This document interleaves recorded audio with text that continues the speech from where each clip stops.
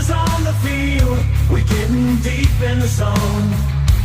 Giving that CCC, classic Cowboys content. Angry Cowboys fan is who you with. Angry Cowboys fan.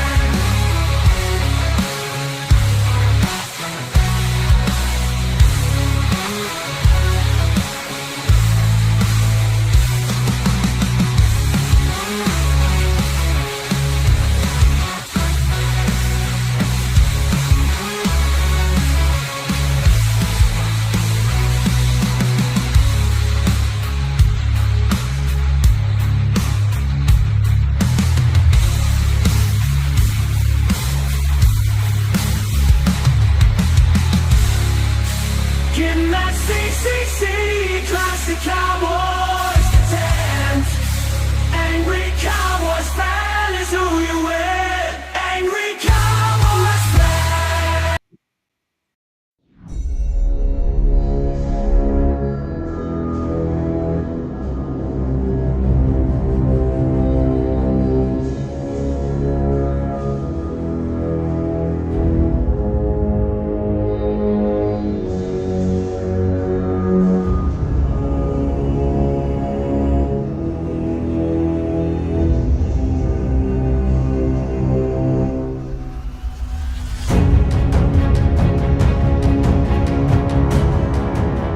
How about them Cowboys? Angry Cowboys fan, are you down to ride? Angry Cowboys fan, are you down to ride? Drop a like on the video, go ahead and subscribe. What's going on, Cowboys Nation? What's good with y'all? How y'all doing? How y'all doing on this beautiful Monday? How was your weekend? You know me, I just been chilling. I actually spent the weekend with the grandbabies. We got a couple new granddaughters in the family, so had to spend some time with them and the grandsons. But hey, I appreciate y'all being here for another live from your man, the Angry Cowboys fan. You know, it's been a little stagnant when it comes to the news on our Dallas Cowboys, but that hasn't stopped traditional media or new media from bringing y'all some classy Cowboys content. But before we get into things that I got in store, let's go ahead and check and see who's rocking with your man, the Angry Cowboys fan. Got some people up in here. Yo, what's going on with you, Marcus? How you doing? Hoodie Kush in the building. Calvin in the building. Hey, Squadron. Keystone is in the house. What's going on, y'all? Cowboys Nation 82, North Carolina in the building. That's what I'm talking about. What's going on, family? How y'all doing? Man, I'm just living the dream, y'all. Living the dream, and I'm glad you guys can be a part of the dream that I live. So, but Cowboys Nation, is it just me, or is everybody excited for this upcoming draft? I mean, I don't know, man. I'm sitting here looking at the calendar like, yo, when is draft coming? When we gonna add some more pieces? When are we gonna know what we're looking at as far as the 12th pick in the overall draft? Man, I am super excited. So we're gonna be talking about the draft and where y'all think, because I definitely want to include you guys on this talk. Y'all definitely got a voice, but where y'all think the Dallas Cowboys should go with pick 12. We're going to be talking about the potential of moving up in the draft and what would we have to give in order to move up from, like, let's say 12 to 8 or 7. You know, we're going to be discussing the controversial tush push, the tush push, and if it should be banned from the NFL. We're going to be talking about a noticeable move from the New York Giants this offseason. Could be putting them in potential in the seat to try to take the Dallas Cowboys out of the NFC East. Y'all, we can't let that happen. But like the thumbnail suggests, we're going to be doing another mock draft during this live. Had an Angry Cowboys fan family member ask me if I was doing another mock draft and when I was doing another mock draft. So I'm going to be doing that during this live. You know what I'm saying? But how I got to get down. First and foremost, I got to thank each and every one of y'all for taking y'all time out of your Monday. I don't know what you're doing right now. You may be at work. You may be coming home from work, but you've taken the time to come over here and rock with your man. I truly, truly appreciate that. But there's been this whole thing going around, and my brothers, my Cowboys content creation brothers, they were, doing a friendly debate, because at the end of the day, it's about the team getting better, and these friendly debates only help in, it teaches people things. I might not know something that you tell me, you know what I'm saying? But there was this debate, pro weapon or pro offensive line, with that 12th overall pick, Cowboys Nation. And to keep it a buck, I kind of see it from both angles. I'm the type of person that, if, we're looking at what the Dallas Cowboys need, right? We're looking for BPA. But if you look around the entire roster of the Dallas Cowboys, almost any position that you draft with that 12th overall pick, it's going to be a place of need. We may be saturated in some areas, as far as the safety position. We may be a little saturated in the wide receiver position, even though we definitely need a wide receiver coming up in this draft, or even before the draft. But I'm pro BPA, Cowboys Nation. I am pro BPA. And if BPA means that it's an O lineman sitting right there in our face that could potentially be with the Dallas Cowboys, like a Zach Martin, sign me up for it. Sign me up for it. If it's a defensive tackle, that could give the Dallas Cowboys some much needed run support in the middle of that line, I'm all for it. If it's Ted McMillan sitting at 12, or an Ashton Genty sitting at 12, I'm scooping them. So my thing is, I'm kind of on the fence. I'm kind of in the middle when it comes to pro weapon or pro O-line. Y'all let me know where y'all at. I'm trying to look at the, why ain't showing me all my comments? See? They over here messing around with me, y'all. Hey, Big Benny Rich, he is Team Weapons. Hashtag Team Weapons. I want to see who Team Weapons. Y'all let me know in the comment section real quick. I want to know who is Team Weapons up in here and who is Team O-line. Because I'm team in the middle. You know what I'm saying? Yeah, Keystone. Grand Angry. Exactly. Yes, exactly. Man, my grandbabies, man, they make me smile. But my granddaughter, Brinley, man, she was hungry, but she was crying like she was hurting. I'm over here, my eyes swelling up with tears. I'm like, oh, don't cry, baby girl, don't cry. But yeah, I had to spend time with the grandkids. Yes. Let's see. I'm happy. It seems like we built it.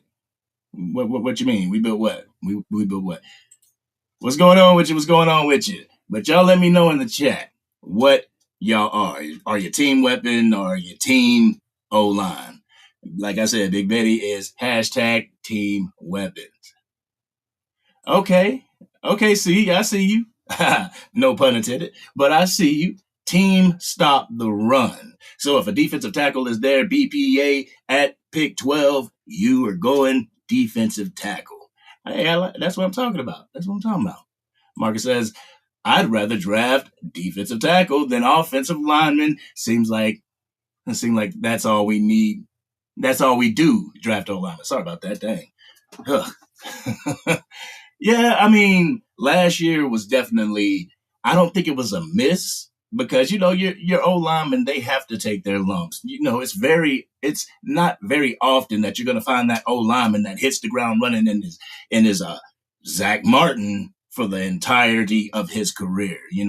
I believe that offensive linemen need time to gel. They need time to work together. And especially with the fact that we are getting a brand new offensive line coach this year, maybe this guy can coach him up.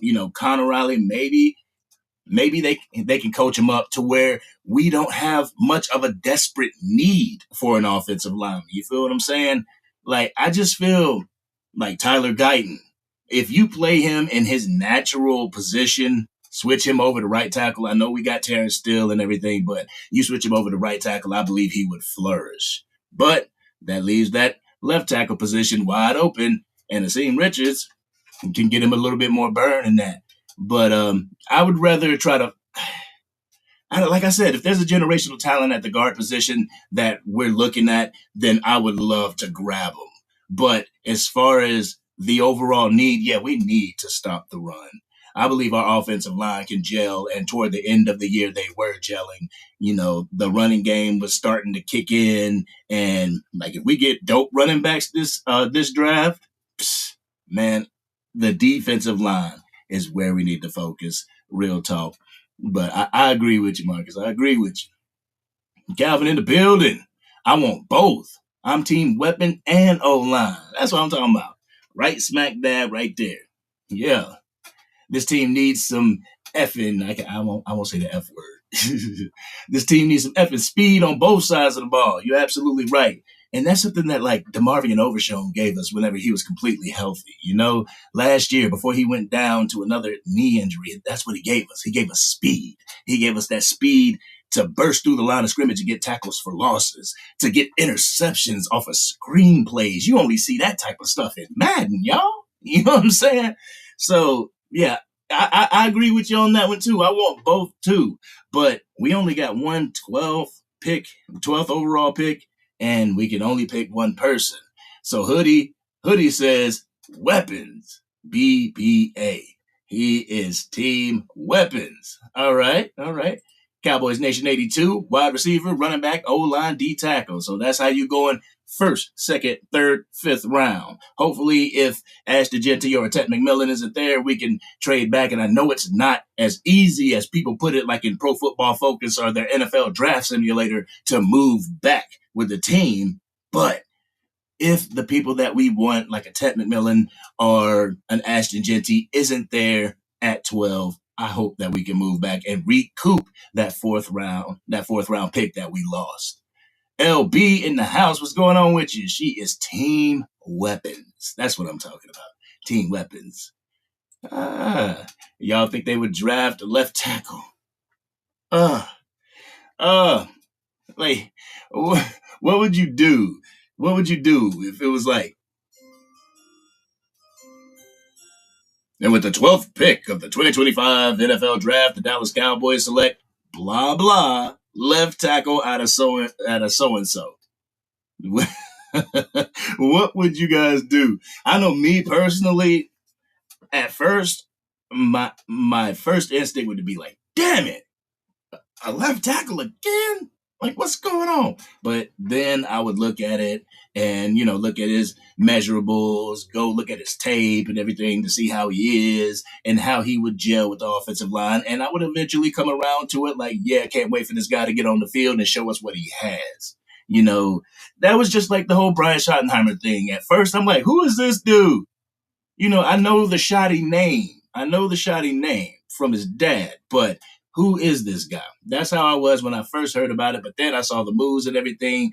I started getting acclimated a little bit to what he wanted to do, and it grew on me. So if they were to go in and get a left tackle at the 12th, I would be mad. But then at the same time, I would allow it to grow on me. I ain't going to bring that into the season. See, you shouldn't have got that left tackle. What was you thinking? I'm not going to let that rule my season. Hopefully, putting trust in the process with Will McClay, hopefully he can get it done. You know what I'm saying? And if it's an O-lineman, hopefully it's a good O-lineman that Connor Riley could work with. Hoodie Kush is TBPA, team best player available. Monstar Villa, what's going on with you? Happy to see you, brother. Happy to see you. All right. Says, good, Brody. This is the live I was waiting for. I appreciate you. That means a lot to me, man. Truly does.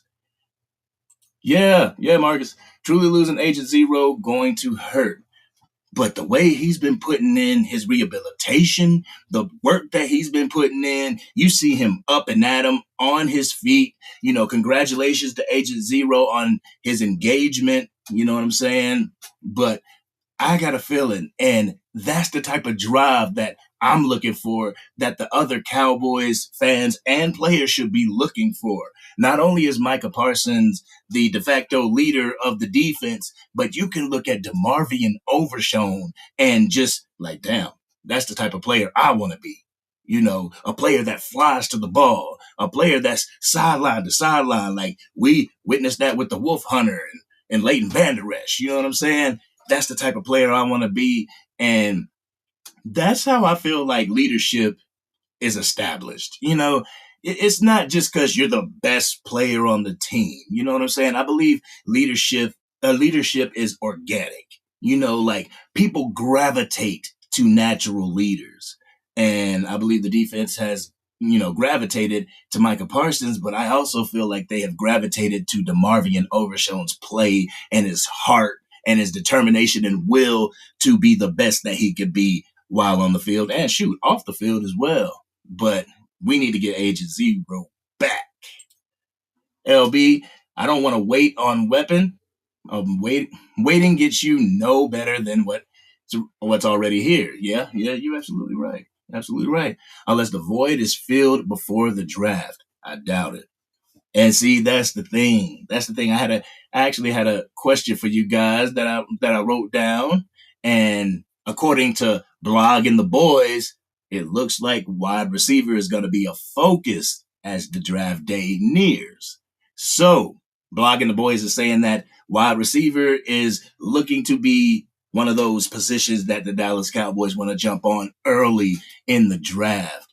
And I'm truly hoping so, but at the same time, you're actually right with filling that void. Fill that void before we get to the draft so that we're not going into the draft just drafting anybody, just reaching for anybody. I mean, everybody knows the analogy of going to the store hungry. You don't want to go to the store hungry because everything is appealing to you. You don't want to go into the draft with super needs because you're just going to pick the first thing that flies off. Then you don't want to do that. You want to be selectively aggressive. Shoot. What did say? Hoodie said, turn off the screen and not watch the. Oh, you got you gonna turn off the TV if they draft a left tackle? Shoot. Shoot. All right. We got Juan Woodruff in here. Says team weapons. Yeah. Yeah, what's going on with you? See, I never know how to pronounce your name, and you got to let me know in the comment section. Let me know how to pronounce your name, bro, because if I say something stupid, I'm going to feel stupid. Solomon. Cowboys need a wide receiver first round, no matter what. Plenty of running backs out there. And I wanted to get into that because I got the whole list of the running backs that are available in this upcoming draft, and there's a lot of them. The running back class is pretty deep in this upcoming draft, and wide receiver, it's sneaky. It's sneaky. There's not a huge plethora of wide receivers, but it ain't like there's only two. You know what I'm saying? We can definitely get a sleeper in the fifth round. I'm not saying wait till the fifth round to get your wide receiver. No, if it's up to me, I'd either double dip at wide receiver or I'd double dip at running back to keep it a buck. But what's going on with your family? What's going on with you? Calvin says one thing about Agent Zero got going for him in this recovery is his youth. Yes, he does heal fast. Yes, youth. Yes, that will help you heal fast. It definitely will help you heal fast. But youth won't give you the mentality that you can get over it. You know what I'm saying? That you have confidence and you have faith in that reconstructed knee. You know, that's all about faith. So you can be as old or as young, but if you ain't got no faith in that knee, then you ain't gonna move the same. You know what I'm saying? But Cowboys Nation 82 says, I like to run back from Arizona State. You like the running back from Arizona State? Who is that? Arizona State. Is that Cam? No, that ain't Cam. Let me check out Arizona State. Let's check out the Arizona State running back. Boom. Y'all bear with me real quick. Yeah, you talking about Cam Scatterboo. Yep. Cam Scatterboo. And according to Pro Football Focus, Marion Hampton is ranked 24th. So, I know there were some people out there that were saying, yeah, maybe we can get Ted McMillan and Marion Hampton. And I don't know about that. You can't have your cake and eat it too. I'm more along the lines, Ted McMillan and maybe a Quinshawn Judkins or Travion Henderson if he's available, but I truly feel, and I said it, that I would double dip at the running back position because I believe, like, if you get an Amari and Hampton, yes, he could be a workhorse, but at the same time, I believe he could benefit from a 1-2 punch as well. You know what I'm saying? Don't want him to come in as a rookie and have all that on his shoulders. But if he proves in training camp that he could be that guy, that bell cow for the Dallas Cowboys, whatever running back we bring in here, by all means, let's get it in. Keystone. I'd rather trade down and still get a receiver. Even if Tet's there, even if Tet's at 12, you'd rather trade down and get a receiver. Whoa. I might have to give you the link so I can pick your brain on that one. Real talk. And Seattle grabbed the 50th or the 52nd pick with what? Maybe with the second pick. I ain't giving my first round pick for that. Ooh. Solomon says Dak needs weapons to slang that ball around in a running game to open up the play action pass game. Absolutely. Everybody saw, and I believe every content creator actually covered it. They covered the fact of who was it? It was what's that hater's name? Shoot, I can't even think of it. Dang, boy, I'm drawing a blank. Colin Cowherd. There you go. I don't know, I wasn't that crazy. But Colin Cowherd said, you get this man a good run game, and he's Patrick Mahomes. You leave him without a run game, and he struggles. And I ain't trying to hear nobody say, well, why Dak need a run game? He can't do it on his own. I ain't trying to hear that. Because every quarterback needs a run game. Every quarterback nowadays needs two good wide receivers. A 1 and a 1A. Forget that 1 and 2. I want a 1 and a 1A. Yes, sir. See, Marcus said he out on Cam. See, that's what I was thinking too, Marcus. That's what I was thinking. Like, you have Cam Scatterboo and Hunter Lipke. Like, real talk. He may not be the Cam Scatterboo, and I know everybody has recency bias of what he did later in his college career before anything NFL draft-wise. Man, he did his thing. But that's recency bias. And I'm not trying to have recency bias going into this draft like, oh, he'll work good for us. And yeah, he's just another ground and pound dude. We need some lightning out there. You know what I'm saying? Affectionate Lacrosse says we need a quarterback. He just put quarterback right there. So I'm thinking that you're saying that we need a quarterback. And I have to disagree. I have to disagree with that just for the simple fact, like, I'm willing to give Dak Prescott another chance. If they were willing to give him a 4-year breaking the bank contract, I'm willing to give him another chance. I believe that Dak Prescott still hasn't reached the potential that somebody can get out of him because, I mean, you look, like I said, if we weren't stressing about other things, if it was stress about, well, man, Dak can't get the ball out. Dak can't, he's not accurate. Things like that. And it's all on Dak Prescott's shoulders that I understand. It's time to move on. But when you sit here and say that, dang, man, the offensive scheme sucks. Oh, man, the offensive scheme is old. The play calling ain't it. So on and so forth. That tells me that it's not all Dak Prescott's fault. That your scheme, your offensive play calling may be a little outdated. Now that we have Brian Schottenheimer and he is making an emphasis on the run game, I'm starting to feel a little bit better with Dak Prescott being able to sit back in the pocket, not having to run the ball all the time, because I know a lot of people, he needs to run the ball more. No.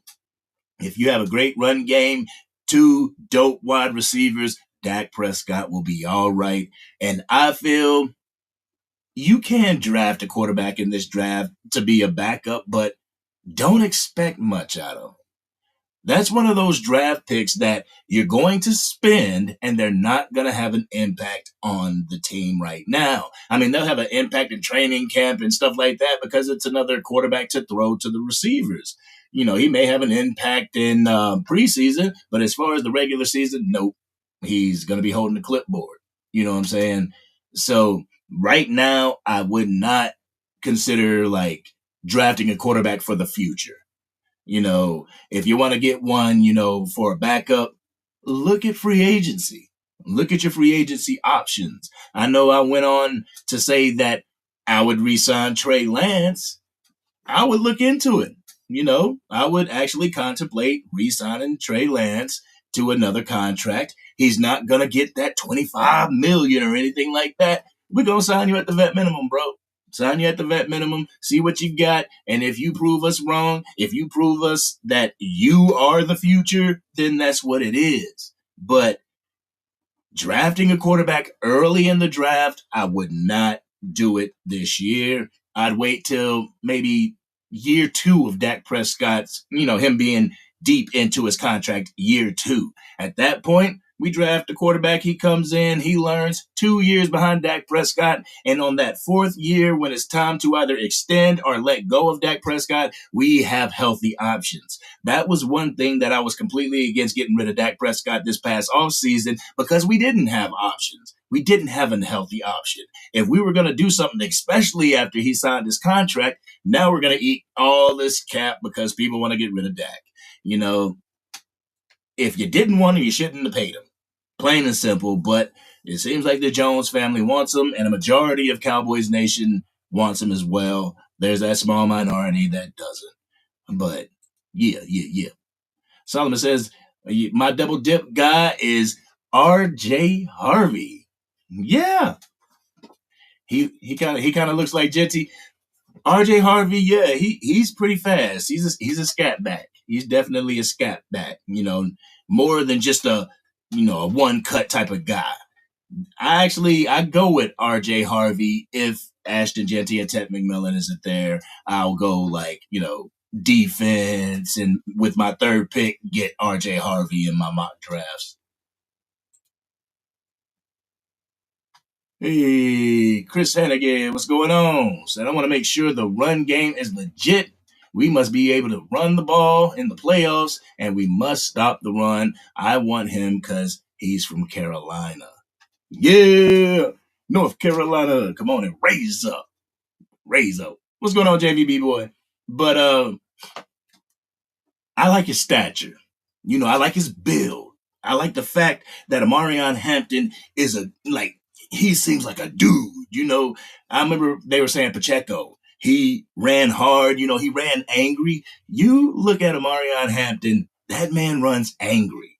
And he doesn't shy away from hits. And that's one negative to me, real talk. But I'll get into that real quick. I'll get into that. Hey, JVB boy in the house. Mark said, I'm talking about if you trade back, do it with Seattle. They got 2 early 2nd round picks. Ooh, okay. Yeah, let's see where Seattle is on their board real quick. Let's see where Seattle is on the board. Seattle, they're going 18th this draft. So their picks are 18th, 50, 52, and 80.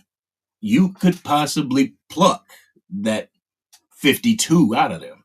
You could possibly get that 52 out of them if you trade 1st round picks with them, get that 52. You could possibly get the 52. I'm being greedy. Because I'm trying to get that 52 and I'm trying to get a 4th round pick, but it looks like they only have one. It looks like they only have one 4th round pick. But if I can have 2/3, then that equals a 4th round. I'm trying to scroll real quick. Yeah, they got the 3rd round, 4th round. They are on the fringe of the 4th round with a compensatory pick. At 137, they are on the fringe of the 4th round. I mean, you could possibly get that pick, but I want something earlier. I want something kind of early. You know what I'm saying? But let me get back to my screen real quick. All right. JB in here typing quick. What's up to everybody? Hoodie Kush to double up on 3 positions: wide receiver, running back, and defensive tackle. Damn. Word? So basically what we getting boom. So you getting all right, 6 of them, all right. 6 picks out of we got 10? 6 picks out of 10. And then if you do 6 picks like that, then I would really flesh out that defense with the other 4 picks. Maybe pick up a quarterback at the end of the draft, but you know what I'm saying. Keystone said, I trade down if Ted is there or not. All because we should be getting as many picks as possible, especially a 4th. Even if Ted and Genty is there at 12, you would trade back. I like your style, Keystone. I like your style, wheeling and dealing. That's what I'm talking about. That's what I'm talking about. All right, Solomon. The media act like they're afraid that Dak get weapons. And some fans too. I don't get it. Especially Cowboys fans. Especially Cowboys fans. Like, why Dak need all these weapons? Like, why you don't want him to have some? Why does he have to do it by himself? I mean, because last time I checked, don't no quarterback do it all by himself. We ain't out here playing horse. This ain't 21. Shoot, man. One more player, and that's when you got football. 22. You know what I'm saying? But Mark says, I think we got too many holes to draft. There it is. That's why I'm like, go to free agency. But if you got to go to the draft, do it with a 5th round compensatory pick. But me personally, I am going to free agency for my backup. That's why I say just re-sign Trey Lance. If everything is good, he won't see the field. If everything's not good, you got him and Will Greer in stables. So yeah, I agree with you, Marcus. I agree with you. We got way too many holes to draft a quarterback, but I'm looking at it through my lens, but I'm also looking at it through the Jones lens. And they've had interest in wanting to go draft a quarterback. I don't understand why. Made a video on that, like me not understanding why. But I feel the same way. Like, we got way too many holes to be drafting a quarterback. But if you gotta draft one, then you gotta draft one. What's my dude from Texas? I don't know if I want him. Ewers. I don't know if I want him. I heard his footwork is kind of shaky.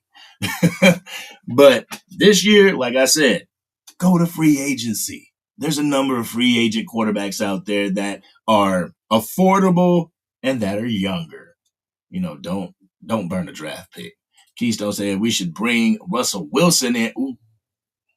I said that kind of half-heartedly joking. I was joking like, yeah, let's go ahead and bring Russell Wilson in. Because you look at him, I'm going to pull up, well, I guess Spot Track said, no, you're not going to pull up anything. All right, Spot Track, work with me now. Said it's a bad gateway.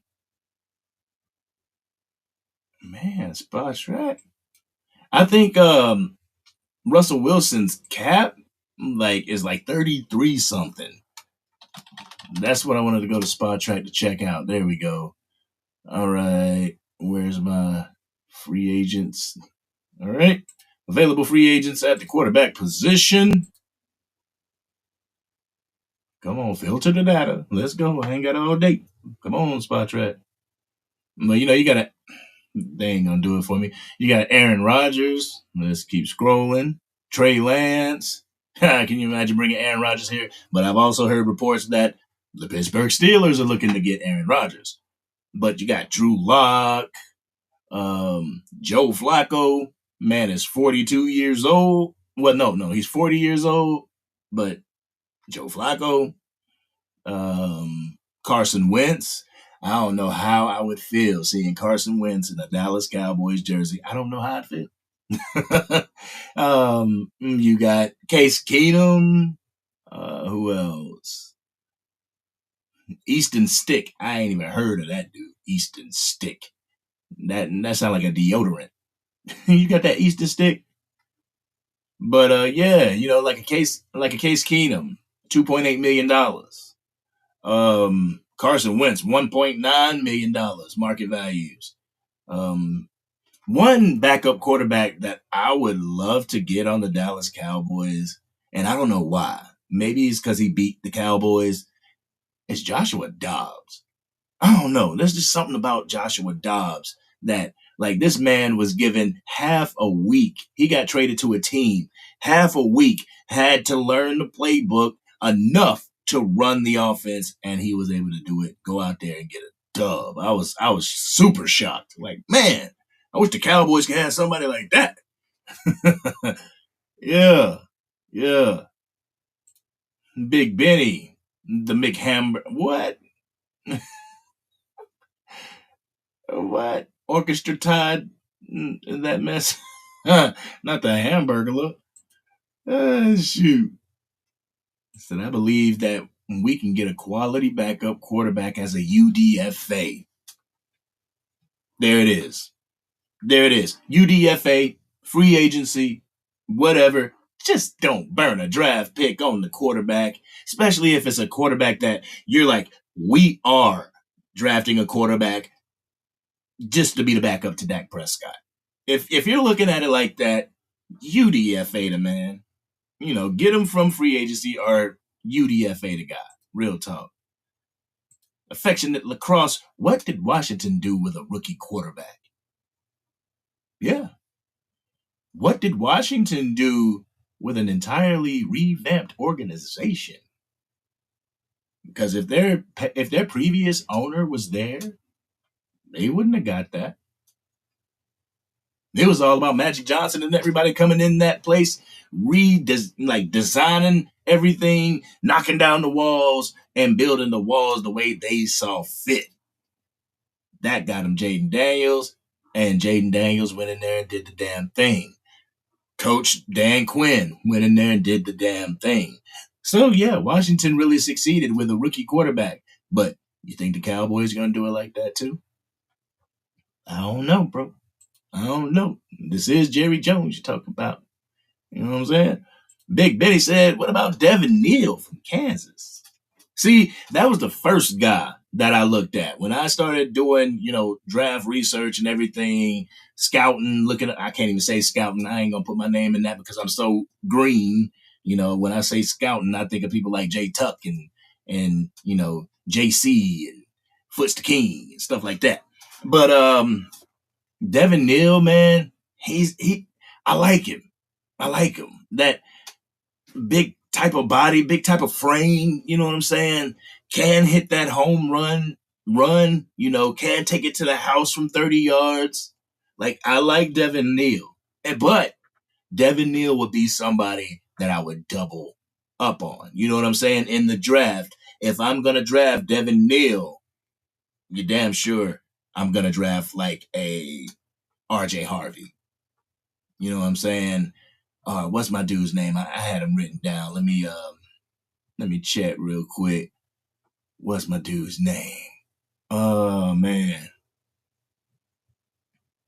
Let me see where I have it written down.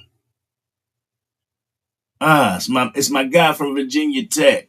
I can't even think of his name. Y'all bear with me. I gotta find that. Bashal Tutton from Virginia Tech. I watched his film too. Bro is a scat back. And if I got somebody like a Devin Neal, I would pair him up with Tutton from Virginia Tech to have that thunder and lightning, Oh man. Cause I was looking at Tutton and his ability to leak out of the backfield, to be a receiver, catching the ball, what he does after he gets the ball, Ashton Genty ain't the end all be all when it comes to running backs, and that's really what soothes my heart going into the draft. It's like if somebody picks up Ashton Genty before 12, it's not like we're out on running backs. You know what I'm saying? The thing that I fear is that we go into this draft and we're like, oh, yeah, shoot, we got running backs. We got running backs. We don't even need to worry about a running back until a 5th round compensatory pick. I mean, thank goodness that it's such a deep class that we could actually probably get a workhorse in the 5th round, but that shows me the level of urgency you have for that position. You know, a couple years ago, y'all are trying to phase that position out as if it didn't mean anything, but everybody knows when it comes down to fundamentals of football, if you have a great run game, you have a better chance at succeeding in the league. You know what I'm saying? Because it's all about that time of possession. It's all about that time of possession. And I think it was Law Nation that said it, that offense is a good defense. You know what I'm saying? He said Starbucks are Folgers. Yo, it depends on how the pockets is. If the pockets got lint in them, it's Folgers. But I don't know. I really ain't a Starbucks dude. I work with Dunkin'. I'm a Dunkin' dude. You know what I'm saying? But JV can have that with Wilson, but I know it sounds too logical for the see that's what I'm saying. You know the Jones is like, anyway, Russell Wilson, he want 30 something? Nah, we can't do that. We can't do that. Man, somebody gonna have to put some spark plugs on their nipples and get them to go crazy. You know, jump start them. Like, it's time. It's time. It's been over 30 years. It hasn't been over 30 years. This year is 30 years, but it's time, damn it. It's time. Miss Nisa in the building. What's going on with you, ma'am? What's going on with you? Hopefully you had a great Monday. Hopefully everybody in here had a great Monday. All right. Still no sighting of Jerry and Stephen Jones. They chilling on the yacht. They on a boat. They chilling on the yacht, enjoying their time. And they enjoy to see us sweat, to see us wonder and worry about what their next move is gonna be. You know what I'm saying? I think they get off on that, lack of a better term. Nah, chilling. They like normally do when we get a new coach. Nah, chilling like they normally do when we get a new coach. Yeah, man. I think they chill like this every single year, whether it's a new or existing coach. Sometimes they bring the coach with them. You know what I'm saying? Sitting there in their footy pajamas, having tea during the sleepovers and stuff. That's what they did with Mike McCarthy, while Mike McCarthy was sitting there lying to their face. Yeah, I watched all the Dallas Cowboys games. No, you didn't. Stop it. And Chris says Dak Prescott is the quarterback. This guy constantly improving his game, but we have coaching issues and never having a stable O-line. Yeah, is the biggest issue for me. Aikman and Rodgers had stability on the O-line. Yeah. And that was one thing like about Tony Romo. There was a point where he got to some stability, but it was toward the end of his career. But for the majority, he was like running for his life. I was looking at highlight. One thing that I do, when I go to YouTube, I look at Tony Romo highlights because that man was a magician in the pocket trying to escape and everything. So, but Dak Prescott, he's not the greatest quarterback. He's not Patrick Mahomes. You know what I'm saying? And that's one thing I feel that some people in Cowboys Nation kind of need to stop doing. Like, stop comparing the person that you have and work with the person that you have. Like, this man is not dog water. He don't suck that bad. You know what I'm saying? Like, get this man the weapons that he needs, and he does need weapons because it wouldn't be him and CeeDee Lamb on the phone trying to get Cooper Kupp to come down to Dallas if he didn't need another weapon. And I hate to talk like this because I know it makes Jalen Tolbert or Jalen Brooks look like chopped liver, But what is this? This is year 3 for Jalen Tolbert now. It's year 3. Like, bro, you really got to show me something. You gotta show me something, because right now you're showing me a little bit less than what a Michael Gallup would have given us. You know what I'm saying? But C says they want Flacco. Bring Flacco to Dallas. There's another quarterback that can't run. You're going in the opposite direction. A 40-year-old quarterback that is not mobile outside of the pocket. That's something that everybody complains about with Dak Prescott. Do we want to bring another quarterback in here that can't use his legs? I mean, Flacco is a proven winner, has won a Super Bowl, went to the Cleveland Browns and was showing out with the Browns. What was it, last year or the year before? One of the two. But he was showing out with the Browns. But as far as like quarterback, Flacco's pretty good. But do you want another quarterback that is not mobile behind the line that you don't have 100% faith in, trust? You know what I'm saying? But I mean, I like Flacco as a quarterback, but I just don't know if he would gel behind this line that's trying to get it together. You know what I'm saying? JV, yeah, they probably on vacation. Yeah, you know that. You know they on vacation. And Chris Hannigan said, trying to turn Dak Prescott to Tiger Woods. Huh? Man, I mean, like I said, he's not the greatest. He ain't the GOAT, but he ain't chopped liver. You know what I'm saying? He's not on that top tier. He's not on that A list, but he damn sure ain't at C. We'll put him at a B.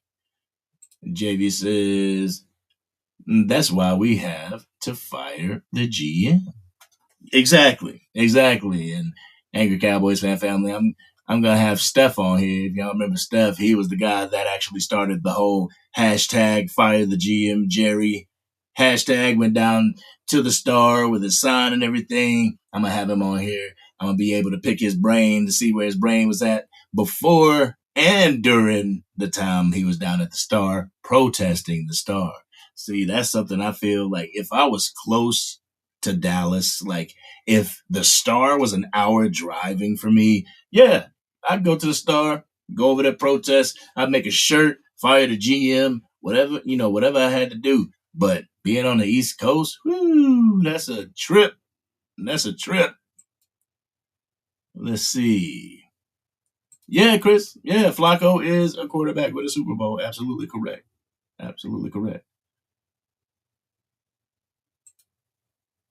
And choosing bars as always.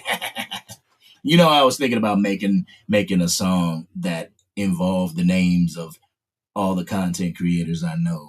I'm still like processing that one. I wanna make that and release it. Maybe I'll do that for the 2025 season.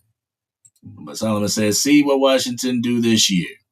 Stop crowning Washington after 1 year. People make that mistake a lot. They make that mistake a lot, Solomon. They make the mistake of crowning the rookie. And then that second year, the rookie comes back and he is not as high, or he doesn't play on a level as he did his rookie year. And people are like, whoa, what happened? You put too much faith in the guy in his first year. You put too much faith in him. But the thing is, it's like that first year, it shows you what you have to work with. It shows you how you can use that quarterback, but it also puts stuff on film. You know what I'm saying? It shows the defensive coordinators how to stop said dude.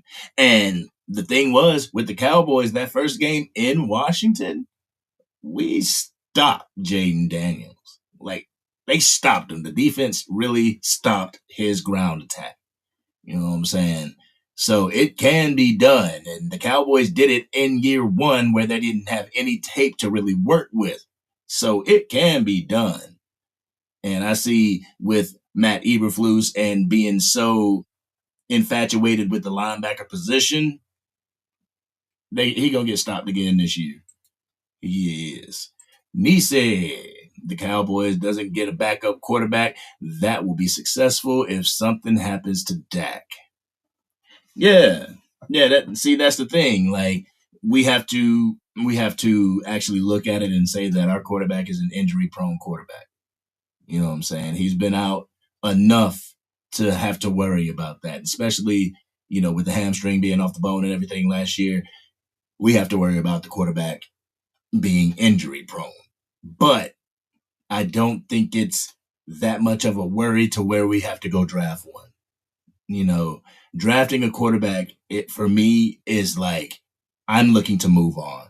I'm looking to replace Dak Prescott. So we are going to spend our 12th overall and go get a quarterback. Or we're going to jump ahead in the draft to get a quarterback. And that's like really the only way that I would go up in the draft is if I was drafting a quarterback. Or if I was really legitimately looking to get like an Abdul Carter or something like that, I'd spend what I had to spend in order to move up. But I don't know. There's just this thing in my head that the Dallas Cowboys are trying to land Archie Manning. And I know like Attack on Cowboys made a wonderful video on that. If you haven't seen it, it's a older video, but he damn sure made a video on it, made great points, and he actually persuaded me like, yeah, it really sounds like that's what they're doing. Especially after Archie's granddad came out, I was like, yeah, shoot, I'd like for him to be a Dallas Cowboy. I think they're going to try and pull out the stops to get him here. But if you get him here next year, at least you're getting him here with Dak only having 3 years left on his contract. If you decide to move on from Dak, at the end of his contract, he will still have 1 year and then that 5th year option that, you can take as far as the Dallas Cowboys and Arch Manning is concerned. So I like that move a little bit better than going out and just spending a draft pick in order to get a quarterback that, is pretty much gonna ride the bench. Sophomore slump. I'm coming for Daniels. Watch, they got film on him now. Exactly. See, and that thing is a thing. That sophomore slump is a thing. It's not something that Cowboys fans just made up today on this live. No, it's a thing. I mean, we can look at CJ Stroud. Yes, they got to the playoffs, but CJ Stroud didn't look like what CJ Stroud looked like the first year. You know what I'm saying? They got tape on them now. Chris says, not as long as front office stays in coach's way. That's a problem. That is a huge problem. That's a problem that the Dallas Cowboys have had to deal with for ever since Jerry bought the team. You know what I'm saying? And it's unfortunate because Cowboys fans, I even caught myself saying this toward the end of last year, is that we're going to have to get a coach to come in here and win despite Jerry and Stephen Jones. I watched a clip of Amari Cooper talking about that they were doing a stop route, and this was like the second or third time that they did a stop route. And he's like, come on, man. And Dak's like, just run the play. So they get to the line, and Dak must have saw something that Amari saw, and he gave him the signal. Go ahead.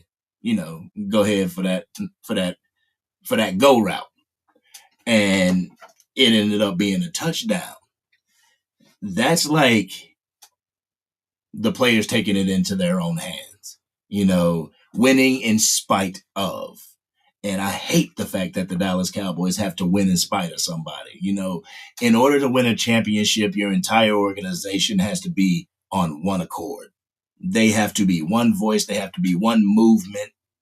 And it's just not that in Dallas, especially with our owner / GM wanting to have his nose in everything. You know what I'm saying? Says we can't crown Washington after 1 year. Last time the Eagles won Super Bowl, they didn't make playoffs next year. Ooh. Yeah, and a lot of people obviously they got the Philadelphia Eagles winning the NFC East this year, a back-to-back year. We haven't done that in decades. Like, who cares? You know what I'm saying? When hopefully the Cowboys get in there and they're able to do something. I got a feeling. I don't know. There's this feeling in my abdomen. Like, it's not going to be what it was last year. And I said this in a couple people's lives. It's like, I think default by default, the Dallas Cowboys is going to be better than what product we put out on the field last year. It's going to be better because we're going to have a lot of people that got injured back.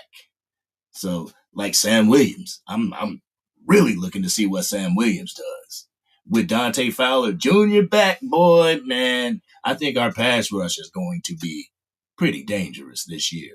Hopefully, from the experience that Marshawn Nealon got, last year, I know he ended up getting injured during the season, but hopefully he was able to attain a couple tools on his pass rushing ability to put in that bag to be able to use for this year. Like, man, I said that Marshawn Nealon was going to be a dog coming out of college, and I hope he proves me right. I hope we hit on a lot of the draft picks that we did last year. Had to give him a year to process everything. But, yes, sir, Angry. That's what I'm talking about. Big Sarge in the building. What's going on with you, Big Sarge? ACF. Don't forget about who? Brashard. Yeah, Brashard Smith as a Lightning running back. I'm going to have to check him out. And keep it a buck. I'm going to have to check him out. I did not watch any film on him. Where is he fallen? Let's check it out. Real quick. I got that. Mother. Boy, Pro Football Focus want to take my $100-something and then act a fool.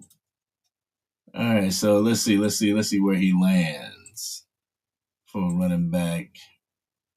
You could probably get him. I mean, I even like Damian Martinez. Oh, okay, Brashard Smith from SMU. He's ranked 139 on the board, so you could possibly get him fourth round. We don't have a fourth round. If we get the fourth rounder back, I would have to take a look at him to see if he's better than Bracial Tutton. But I'll definitely take a look at him. Thanks, Big Sarge. Appreciate that. Solomon says 2 running backs in the draft should look like Genty or Hampton / Harvey or Henderson. Ooh. If you could get an Ashton Genty and a Travion Henderson, bro. Oh man, that backfield would look great. Oh my goodness, man, I'd be chomping at the bits. Can't wait for the regular season to start just to see what that tandem does in the backfield. That would be super crazy, for real. Let's see. LaQuinton Allen is another perfect late round running back option. See, I'm gonna take notes. I'm gonna get these names that you're dropping in here and check them out. Yeah, JV. Yeah, that's what they're doing. Tea parties and sleepovers. You know how it is. Angry. They paid Trey to hold a clipboard. Why not pay Russell? Because Trey was like $5 million and Russell like 30. Like, dang, you can pay somebody $30 million to hold a clipboard. I don't know. But like, if Russell was younger, then maybe. How old is Russell Wilson? Let me. 36 years old. So okay, he's 5 years older than our current quarterback. He's still got the ability to take off. Still got the wheels and everything. Bars. But $30 million. I don't know. And what? He's still a free agent. I forgot. Still a free agent. So is he though? Oh, see, available quarterbacks. If you don't, boy, Spot Track killing me. It's like it don't want to load. Come on, Spot Track, trying to use you in my content, and you don't want to act right. Come on now. But anyway, man, they ain't gonna let me look. They over here bugging. But if there was a way of getting Russell, then I'd get Russell. I don't know why the Las Vegas Raiders wasn't trying to go after Russell. But hey, didn't they end up getting the Seahawks quarterback? Can't remember his name. Damn, I'm drawing a blank. But Let's see. Yeah, Romo definitely had pocket presence. Romo had pocket presence. Part was I don't trust these guys. Other half was I know they can't hold on for longer than 2 or 3. See, that's the thing. You need like 3.5. Give me like 3.5 seconds. Give the quarterback 3.5 seconds to find his person, get the ball out. But hopefully the camaraderie, the continuity of the line, the fact that they've played together for a year already, hopefully that helps them gel and that'll be able to give Dak Prescott a little bit more time in the pocket. Hopefully with help from CeeDee Lamb, that'll lighten the pocket a little bit. But if you got a Travion Henderson or an Ashton Jeanty in the backfield, then they're gonna be stacking that box. So yeah, we need our offensive line to really step up and really give our guy time to cook in that pocket. He said, Flacco, no. Oh, shoot. Fire the capologist. Yeah, that's what I'm talking about, JV. Fire the capologist. So we got fire the GM Jerry and fire the capologist. we want all of them gone. We want all of them. We want a fresh start. You know what I'm saying? Chris says, what do you think about Hunter Lipke? Hunter Lipke, I feel he can be used in multiple ways. The man has sure hands. There were times when we were on third down and we needed to get about, what was it? I think it was like 8 yards to convert and got the ball right to Hunter Lipke. Hunter Lipke getting those passes. Like, man, we have a person in Hunter Lipke if they just give him the opportunity, give him the reps, give him those first team reps. I ain't saying that he can carry the entire team, that he can be the workhorse back. Nah, I ain't saying that. But give him some reps so he can get used to those goal line situations, for those, 3rd and 2 situations where we need 2 yards and he can just bam, that inside zone and get him every single time. He needs to be that type of person because he has that Cam Scatterboo type of build to him, that bullet type of build, that boom, that he'll just lower that shoulder and go at you. So I like Hunter Lipke. I just don't like how they've used him. They've only used him in that fullback role. You know what I'm saying? That lead blocker role. He can do so much more, especially receiving out of the backfield. So I kind of like Hunter Lipke. So remember CJ Stroud in Houston and their OC? That's what I'm saying. What's going on, my 2 cents? How you doing? Appreciate you joining us for the live. But y'all know what I said. I said we was going to get into this thing, and the thumbnail says it. We got to get in this thing and have another mock draft. But I want to know if somebody wants to join your man for the mock draft. How I'll do, I'll go ahead and throw the link in there. I'm going to throw the link in the chat. Oh, I see JB, the Cowboys fans in the building. What's going on with you? All right. Wow. We go ahead and throw that in there. So if anybody wants to come up, give me your raw and uncut about the Dallas Cowboys, what's going on with the Dallas Cowboys, hey, we can get it in. You know what I'm saying? But, oh, look at that. Didn't even get nothing out. Somebody already in the weight room.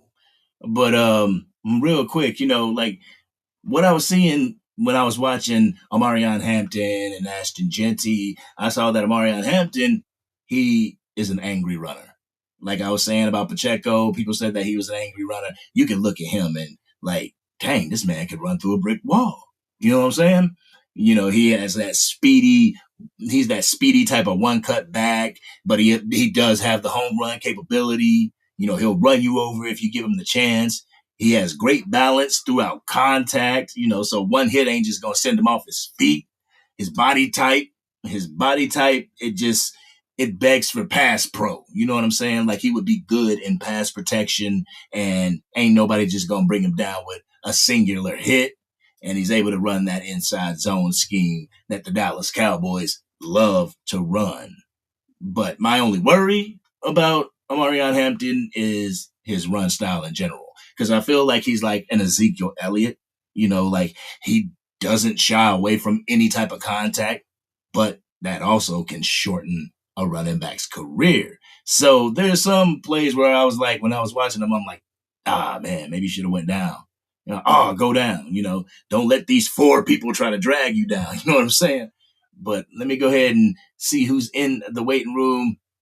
Hoodie, Kush in the building. What's going on with you, bro? I see you at What's work. the deal, my guy? It ain't nothing. I see you chilling at work. As usual. It is what it is, right? It's a Monday. Yeah, man. Everybody keeps saying happy Monday. Ain't shit happy about Mondays. It's the end of the weekend. It's the beginning of the work week. No one want to do this shit. But we're doing it. What's the deal? What's the deal? What's the topic of discussion today? We're just talking about the draft and everything. I've been asking several questions, like All right. what is the most important what's the most important position we should look at drafting, 12th overall? Like Okay. what should we do?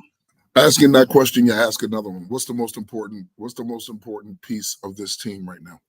The most important piece of this team right now is keeping your quarterback healthy. It's the most important part, right? Yeah.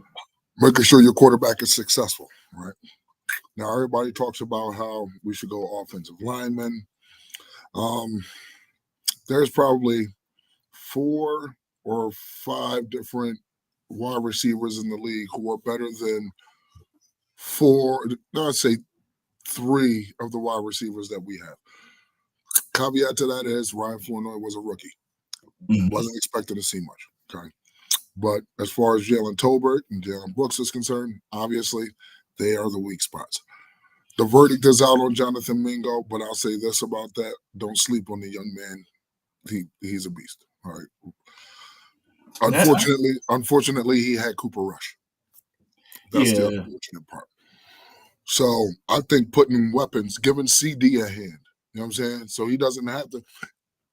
It's lovely to have a top 3, not 3 wide receiver on your team. It's beautiful. I love the fact that he can get 1,700 yards when QB1 is out on the field and everything's running smooth. I love that. But does he have to? See, that's the thing. He shouldn't have to. There you go. He shouldn't have to.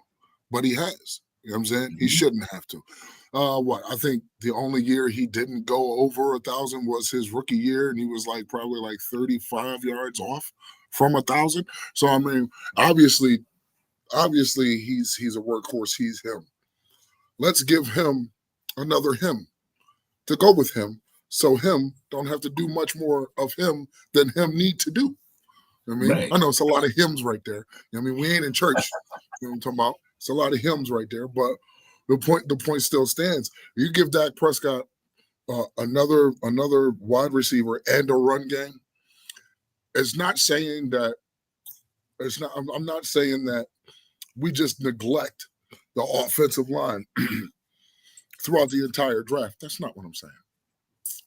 We don't need to push for an offensive line in the first 3 rounds. When you going in the round 5, round 6, okay, I expect you to grab an offensive lineman, somebody you can draft and develop, because that's what those guys are for. The day 1, day 2 guys, those guys, they're plug and play. Those dudes are supposed to be good enough to start on your team. So if I want to do anything in the draft, I would be okay with a wide receiver in the first, a DT in the second, or running back, and a running back or another wide receiver in the third, or DT. You know what I'm saying? Like I said in the comments, I would double dip. We have 10 picks. I would definitely double dip on all 3 positions, because those are the 3 main positions that we have a need. I'm not saying that cornerback isn't a need, but we can fix that. Asante Samuel Jr. Why is everybody forgetting about Israel Makwamu and the fact that he could play in the slot? Why is everybody forgetting about that? You know what I'm saying? Yeah. And even if push come to shove, right? Push come to shove, you find out that Israel Makwamu was a better boundary corner than he is an inside corner. Well, then you take your boundary corner who got his first 5 interceptions in the league back to his original spot where he's going to flourish even more. You know what I'm Yeah. saying? It's not like you don't have the bodies. It's not like you don't have the necessary players. Do we have who we want to have? Would I like a Jair Alexander? Hell yeah. Would I like a Asante Samuel Jr. to know that my slot corner my slot corner is solidified? Sure. I would love to have that. But it's raining today. So I mean, we'll just say that every day is going to be a sunny day. Right. So I mean, that's just my perspective. I don't think we have to go offensive line in the first 2 rounds. That's a waste of a pick. I don't know about if it's a waste. Like I was put on by Lou. Shout out to Lou's Takes. Tyler Booker, man, like that. I mean, now of course that all depends on who you pick. If you're going to if say you go ahead and you move up, right? You give up your second this year, you give up your first, your second this year to move up to 4. You know what I'm saying? You better go get a Tyler Booker, a Mason Graham, a blue chip guy to play that's good at that spot that you are drafting. Shoot, if I'm moving up to 4, I'm trying to shoot for Abdul Carter if he there. Again, BPA. BPA. If he's there, he's there. If he's not there and say no one still picked up Ashton Jeanty, you can grab him. If you really want to take a shot in the dark and go get Ted McMillan, make him the number 4, go right on the head. I think that's a bit of a reach, but I can see teams doing that. I can see teams doing it. What's a bit of a reach? The 4th round pick for Ted McMillan. Oh, sheesh. But okay, let me ask you this, right? Your fourth pick in the first round. Would you rather have Abdul Carter, Ashton Jeanty, Will Johnson, or Ted McMillan? All 4 of those spots are spots that we need something, right?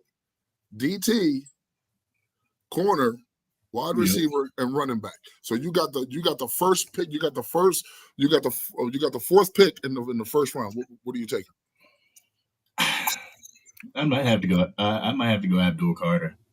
Exactly. So like, I'm not saying that grabbing Ted McMillan at 4 is going to make or break you. It's not. But if you move up that much and then you're still missing out on the second, which we really don't draft that well with anyway, like. The verdict's still out on Marshawn Nealon. Yeah, I think the verdict's still out on Marshawn Nealon. Like I'm not super high. I'm not low. I'm probably even kill with Marshawn Nealon. So I mean, do we really do well in the second? Do we? I mean, the year before we got Luke Schoolmaker. You know what I'm saying? Last year we got Cooper Beebe. Cooper Beebe was a 3rd rounder, was he not? Cooper was 3rd, yeah. He was a 3rd rounder. Okay. Like, you see my point? Like, we did better in the 3rd than we did in the 2nd. Not taking nothing away from Marshawn Nealon. Injuries played a part. You know what I'm saying? Injuries definitely played a part. And plus the defense was in flux. Yeah, I just threw up those. Yeah, the defense was in flux at the time. So air quotes. Yeah. So, I mean,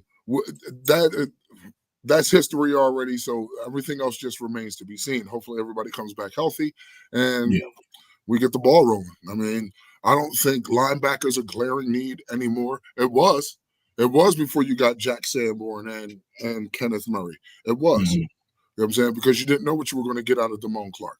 We know that DeMarvion Overshown isn't coming back week 1. He probably won't be back until week 8, week 9. I wouldn't be surprised. You know what I'm saying? Like, I don't mind going out and grabbing Kyer Elam. I don't mind that. But let's not forget, people, we still do have a Keemon Hall who kind of showed his ass a little in the preseason. You know what I'm saying? So that's somebody who deserves. I mean, we let Andrew Booth start last year. Andrew Booth. Malik Neighbors put that young man in a blender. Yeah. Like from the beginning of the game. It was disgusting. It was horrible to watch. I felt like a Warrior did a better job. You know what I'm saying? And then Josh Butler comes. You know what I'm saying? So, I mean, we don't have those guys at this point. I mean, Kalen Carson, injuries, plus he wasn't quite ready for the big stage.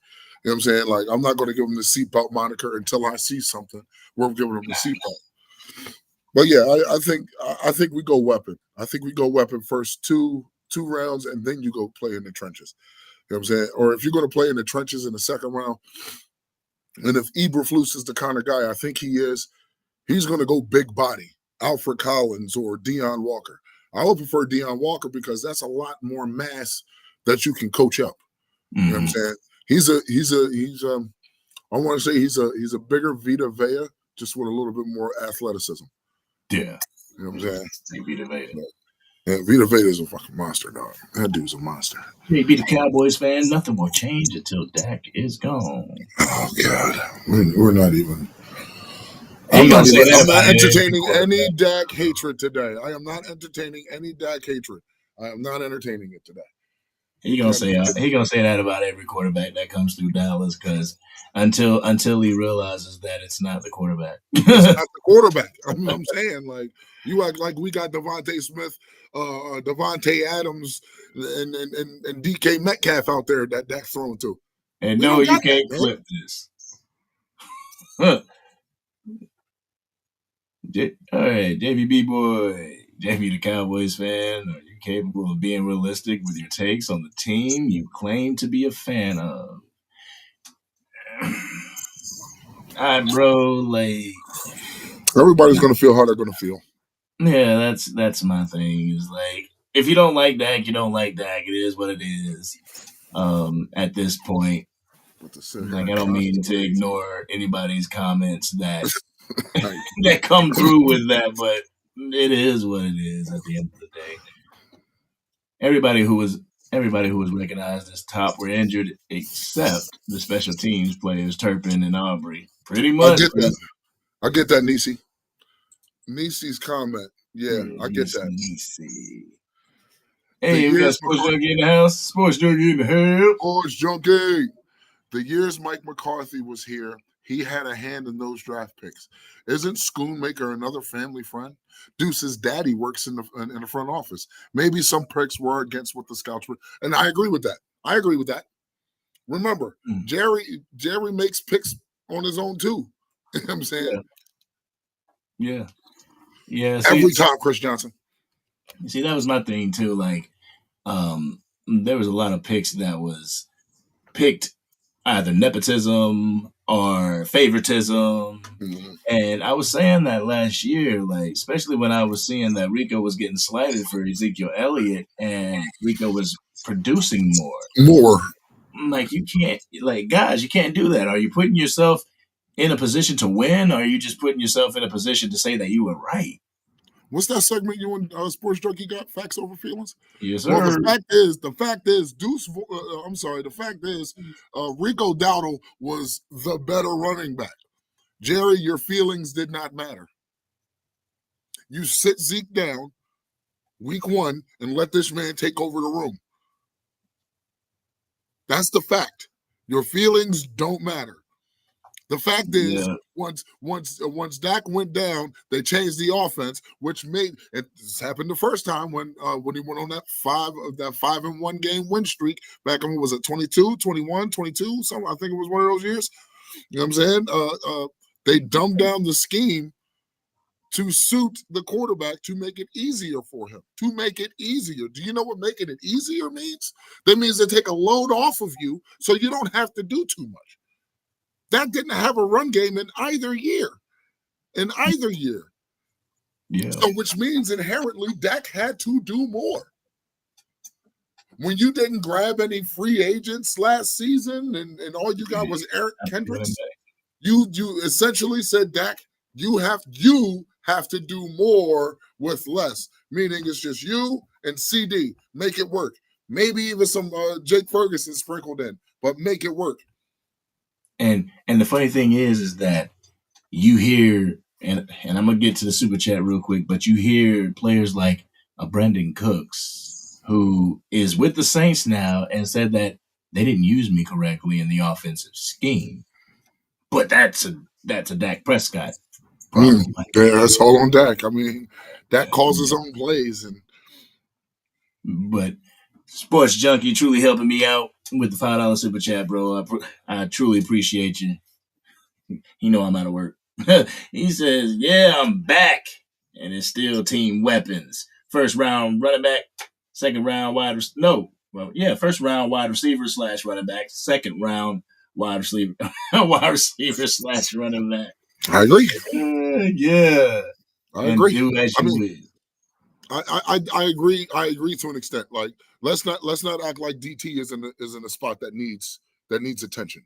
And I think the DT needs immediate attention. You know what I'm saying? Like there's no guarantee. Well, we all know. Everybody knows Alfred, whatever his name is. He's not going to be there in the second round. You know what I'm saying? You might be able to grab a Deion Walker. You might be able to go out on a limb and grab a Tonka Hemingway. You might be able to go out on a limb. You know what I mean? You might be able to get someone. But those premier DTs that you really want, you might not be able to get them at 44 unless you luck up and somebody passes on a Jamari Caldwell. You know what I'm saying? Like if somebody passes on these guys, okay, cool. Yeah, but like you're probably ain't gonna get them. You're probably not going to get them in the third round. You're probably not. You have a better chance of getting a stud running back in the third round than you do with DT. Yes. In this draft.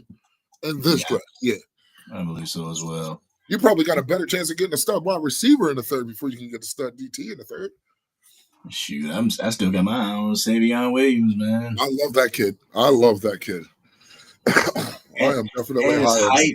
His height is up there with a Ted McMillan as well. Yeah. But you look at that. He's got more juice. He's got more juice than Ted McMillan. You look at that man's build, and it's like, bro, wow. He's like Larry man. If Tet's gone and y'all go running back and fixing up the defense, do what you got to do. Third pick, get Savion Williams. Get him. Like real tough. That's if there isn't any other Dak friendly wide receivers, he's one of them. Yeah, it's definitely one of them.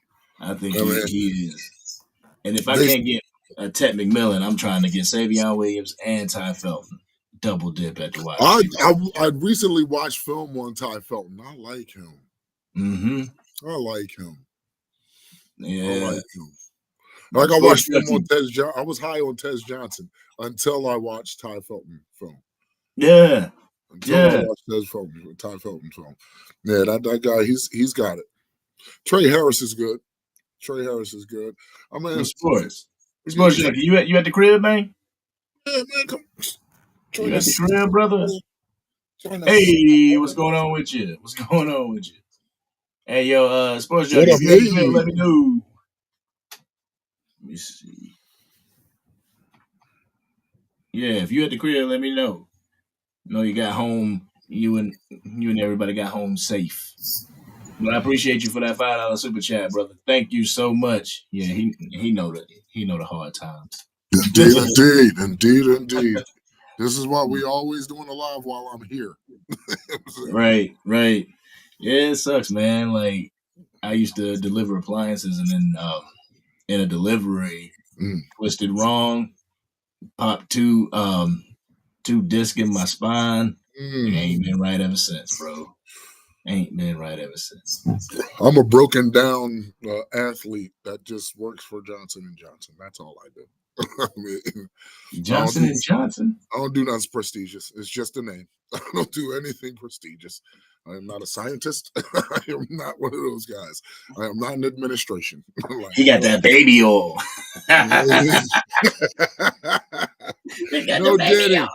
No, Daddy. Oh, I shouldn't have said that. Niecy here. She gonna say something. I shouldn't have said that too loud.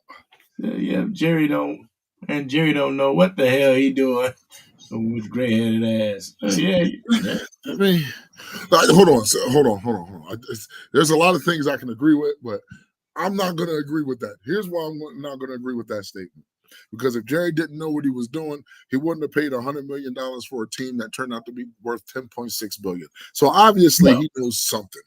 Obviously, as far as football was, and he's got 3 Super Bowls out of the deal. Granted, caveat. He brought in the right people to do it. You know what I'm saying? But LT Ray, stop it. Okay, stop it. LT in the building. What's going on, LT Ray? I got another super chat from my brother. Sports Junkie. Appreciate you, brother. That meaning it's the difference between need and want. We need a wide receiver. Yep, you're right. Yeah. I can see his point right there. Like, CD needs a Robin. He needs that too. Dak Prescott needs that running back. Like, the offensive line, we wanted to get better. You know, if the end of last season didn't tell me anything, the fact that Rico Dowdle still got 1,000 yards behind this behind this offensive line has to speak volumes. It has to speak volumes because we lost a Hall of Fame tackle in 2023 going into 2024. That's what we lost. And we expected a rookie to come in there and fill his shoes. And it just don't rock like that. Not just a rookie who only has 8 games of college experience.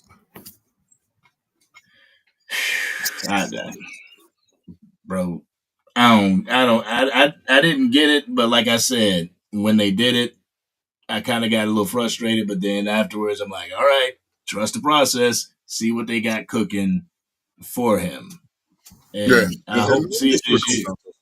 That's what it comes down to, man. Like growth. When he first got drafted, what I like about the kid is the minute he got drafted, he didn't do what your normal 20-somethings would do if they're going into the NFL as a first-round pick. He got to work. Yeah. Obviously, he's serious. He was serious about what he wanted to do. So the fact that we took a chance on him allowed us to see that he's determined in his growth. And if that can do anything coming into the next season, it will make it easier on the coaches. It'll make it easier on the coaches to teach this kid and for him to be receptive to it. You know what I'm saying? So I think his work ethic is probably bar none when it comes to these rookies. It's just unfortunately for him, he's so green. He ran up against a gauntlet. Like Thanos' second cousin. Thanos' mama's friend, he ran into some hell the first 6 weeks, 7 weeks. Yeah, he was in perpetual hell. You know what I'm saying? So I don't. First name Myles Garrett. Oh my God, that was brutal. Mm-hmm. That was brutal. From Myles Garrett to Brian Burns to Josh Sweat, you know what I'm saying? To Hutchinson, and he just went through hell. Sports Junkie, I appreciate you, brother. Like I said, let me know if you're at the crib. Let me see. Make sure I didn't miss it. Dallas Cowboys hard hitter. Let me expound on this real quick. I know Mingo will be a major piece to this wide receiver room. I know it. I know that he will be. He was open on 78% of the passes that were thrown to him. He caught one. And that wasn't his fault that he didn't catch the other ones because they were either in the stands or in the dirt, 10 yards ahead of him. He was open. He was open and ready. The kid is good. Give him he needs that. Let's say it for what it is. He needs Rain Dakota Prescott. That's what he needs. That's what he needs. Yeah, or a quarterback that can get him the ball. And at this point, 4 years, Rain Dakota Prescott is the Dallas Cowboys quarterback. No matter if people like it or not. I mean, who was Cedric Wilson? There was a play during that year where they hit it was a reverse, but they allowed Cedric Wilson to pass the ball. Woo! Dak Prescott. He had no, it wasn't a Dak. It wasn't a Dak. Sure, I think it was the CD. And he had he did have a gun. Pretty spiral on it. Like, whoa. I think lefty too. Like, bro, he did the damn thing. And I'm like, that's what we're missing. That type of ability. People think that we about to run a reverse and all of a sudden you hit him with a pass. Like, man, come on. That's what we're missing. He It said, is. he It said is. Trey Harris reminds me of a mini AB. Um, I'm about to check out Trey. yeah, I saw him during the careful with that. combine. Is his attitude exactly like AB's? It better not be. Like, but check yourself with that. I'll keep it a buck. AB was good until he got was. that major concussion. And it, When he got that, it was a wrap. man, I don't know. He literally had like the keys to be the best wide receiver ever to play the game. He had the keys to be the best wide receiver to ever play the game. I don't know what happened to the young man. Like, I guess that hit really, really knocked some things loose, but he went off the deep end. That's what I'm thinking, man. That's what I'm thinking. Dak Prescott has not made one receiver he played with. Really, Noah Brown got like three different contracts because of playing with Dak Prescott. Come on, man. I don't know what people get out of degrading the person that's the quarterback of your team. There's people on this team that I really don't rock with and think that they could get rid of and maybe get something for, but I'm not sitting there, oh, this dude sucks. Oh, he sucks. Oh, man, get rid of him. I'm not doing that. Oh, it's his fault that he dropped the pass. It's his fault that he didn't run the right route. It's his fault that the wide receiver slipped and didn't make the grab and it got interception. You're right. It's all Dak's fault. You're right. You're right. It's Dak's fault that the running backs can't get any separation. Yeah, see, LT Ray, that's a good way to look at it. I said, then again, Big Mace Mingo was in the worst offense when he was on the Panthers, and he was in a horrible schemed offense last year in Dallas. And he had just come over toward the end of the year. So it's like, what did we expect out of him coming here at the end of the year? Let's get this man a complete offseason with the Dallas Cowboys, with Dak Prescott throwing him the ball, then maybe we'll see something different. That's how I see it. That for. That's what I say. I don't understand how creating Pro Bowl players, like the Dalton Schultzes of the world. I bet you don't even. I can tell you who he made, and he got a contract. His name was Blake Jarwin. Yeah, I mean, Blake Jarwin. Who was Blake? I haven't heard of Blake Jarwin since he left the Cowboys. You're not really hearing much about Dalton Schultz, and he left the Cowboys. You're not really hearing much about Noah Brown now that he left the Cowboys. But I bet if they were still here, you'd hear the names. You hear more about Jalen Tolbert and Jalen Brooks than you do Dalton Schultz. The only reason why you're hearing Amari Cooper's name is because he's a free agent and somebody needs to pick him up. That's it. Other than that, you wouldn't be hearing his name. You didn't hear it in Cleveland. We need to pick him up. Either him or Keenan Allen. Bring a veteran wide receiver to this damn team because you just let one go. Oh, for sure. For sure. 100%. Cowboys fell into Jerry's lap, just like CD Lamb and Parsons. Starting to feel like Jerry don't know shit. See. All right. Okay. Everybody gives Jerry all this, all the accolades and everything because yes, he won a Super Bowl, but like you said, he did it with Jimmy Johnson's team. Those 3 Super Bowls he had with Jimmy Johnson's team. Tasking him to come up with a Super Bowl team himself, 30 years later, he can't do it. No, he can't do it. If we're talking strictly football, yeah, you're right. We don't know what he's doing because he's grabbing players that he feels have the pedigree, but they don't. I don't know what he's seeing. Or okay, prime example. I saw somebody say something. Somebody said something about drafting. Drafting. Yeah, somebody said something about drafting. Oh no, somebody said something. CD and Micah fell into his lap. Oh yeah. You can't help. You can't help who goes before these players. So when everybody creates a board, it's just like what we talk about here.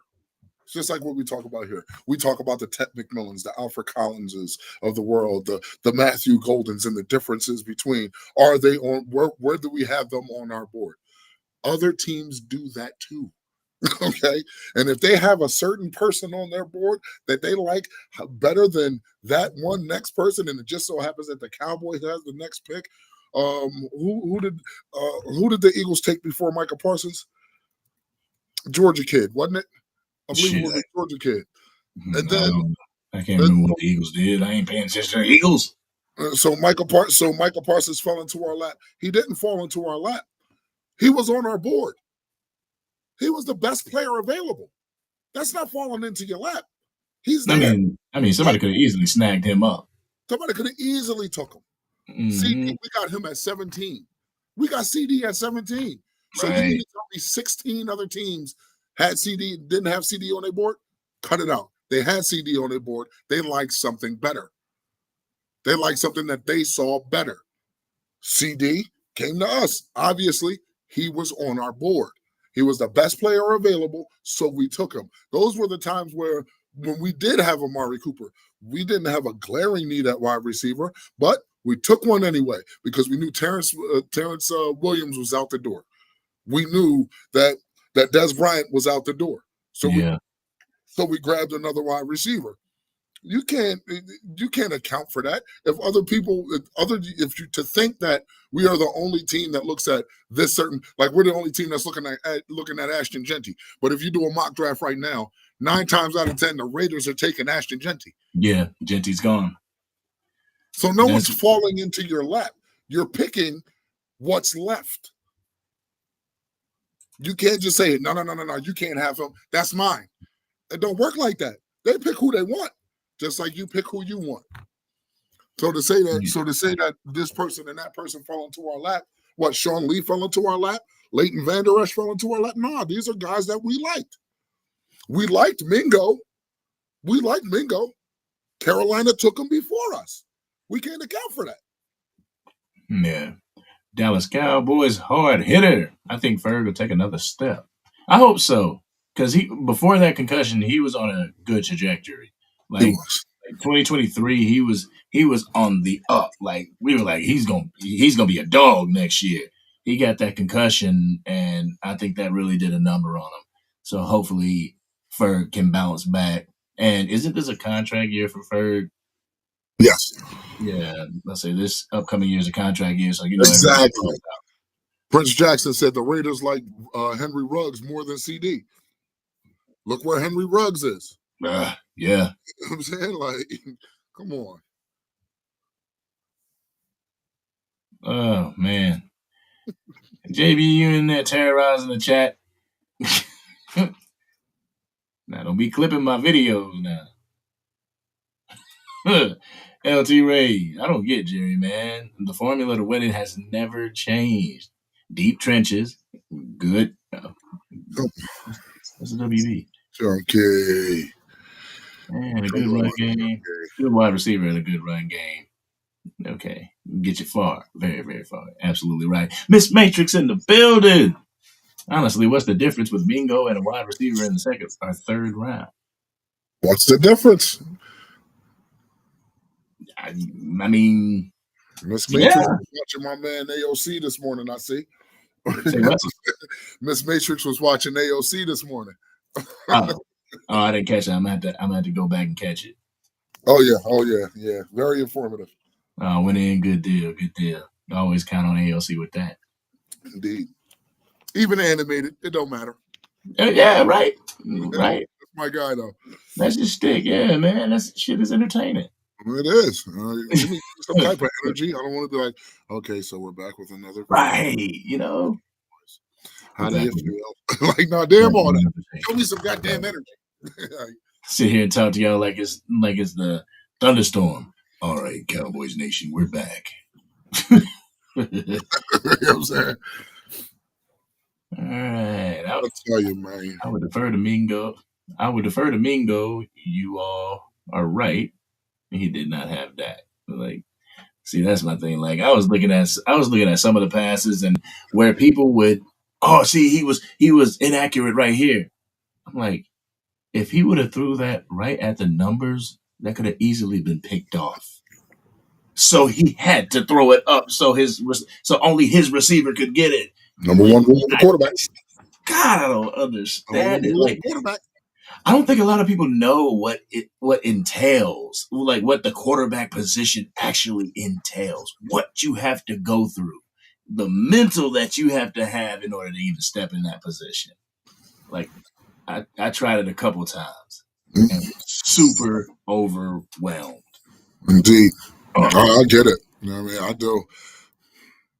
I'm tired of my quarterback, my number one quarterback, happening to be the best quarterback in the league in tight window throws.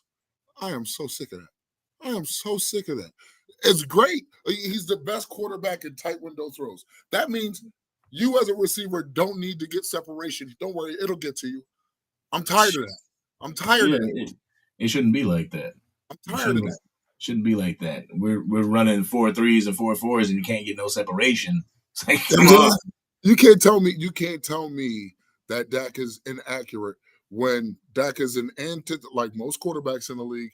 They're anticipation throwers. They're anticipation throwers, meaning they know what the route you're supposed to run. They're anticipating you getting to your spot on time. So that means if someone's running a dig route, which is sort of like a deep crosser, if someone's running a dig route, the minute they go to hit their break, that ball should be out of your hands. Yes. So that way, once he turns around, all you have to do is this. Yep. All you have to do is now. That's only dependent on if you have tight D on you. Sometimes it's going to be up here. Sometimes it's going to be down here. But it's only where you can get it. And 9 times out of 10, that's what I see from Dak Prescott. Yeah, and he's an anticipation thrower. I'm sorry, I don't know what more of a I don't know what more you want from a dude who's as accurate, as poised in the pocket. You know what I'm saying? Granted, he's going to have to do that a lot more now, just be in the pocket, because I really don't want him taking any chances. Right. You know what I'm saying? Like, you can't ask for more than that. You can't. 90% of the quarterbacks in the league are anticipation throwers. Those who aren't, we can talk about them. The Jalen Hurtses of the world, the Josh Allens of the world, the Lamar Jacksons. But Lamar is getting sneakily better as a passer. He's getting better as a passer. But like those guys, like those athletic dudes, those dudes who can run the ball, they don't have to be anticipation throwers, especially if you got an A.J. Brown who could take the top off a team, Devontae Smith who could take a top off the team. You know what I'm saying? Like a Zay Flowers who can run a cheetah into the wall. You know what I'm saying? Like, come on, this dude is dealing with so less than what everybody else has to deal with, and he's still being successful with it. No. The bar isn't getting to the playoffs. The bar isn't getting to the NFC Championship. What the greats are measured by is not by how many MVPs they have. It's measured by how many Super Bowls you have. That is the ultimate goal. Getting to the playoffs is the least you can do. That's the least you can do as a quarterback. Let me see. Mike Tomlin in Pittsburgh has the longest run of any team in the NFL getting to the playoffs, only to do nothing. For 17 straight years, this dude's been in the the Pittsburgh Steelers are the Atlanta Braves of the NFL. Every year they get to the playoffs. Every year. And if that's the bar, if that's your ceiling, then you're not going to remember it as a great quarterback. Right. But when you have someone, I'm going to say it. I look at Dak Prescott right now like people looked at Jim Kelly back then. Great quarterback. Always in the discussion. Definitely making a push for the playoffs. Do we go far? No. Is it all because of him? No. It's not all because of him. I'll give you 2 instances where you can blame Dak Prescott. 2. Only 2. And it was both of the San Francisco games. Both of the San Francisco games. But everywhere else, Dak has played his hardest games. Maybe not the Green Bay game, but the Green Bay game was everybody. Yeah. I mean, we were known for that season we were known for coming out and stepping out slow. You know what I'm saying? Every game we come out slow, but then for some reason we catch fire in the third quarter, and in the fourth have an explosion. Of course, if you don't have luck, last year. think about it, right? So 2 years ago when the Eagles went to the Super Bowl, the first time with Jalen Squirts, they ran up against the Giants in the playoffs. Daniel Jones. Yeah, Daniel Jones. Yeah, those guys. They had to play Christian McCaffrey as a quarterback. Yeah. You know, that's where the luck comes in. They got lucky. This past Super Bowl, give them all the credit. They didn't play sugar plums. They didn't play dudes that were sweet. Washington's not a bad team, or wasn't a bad team. You know what I'm saying? They're not. So when they actually had somebody to play, they showed improved. But here's the difference. They also have probably one of the most disciplined teams in the NFL. You know what I'm saying? On top of having all the weapons at their disposal. They have 2 number 1 wide receivers. They have a damn good tight end. The offensive line was number 1 all season. They have the top running back. You know what I'm saying? And then you got the second best running back, the third best running back as your quarterback. And you know what I'm saying? And then your defense was crazy. You know what I'm saying? So, luck definitely goes into it. You know what I'm saying?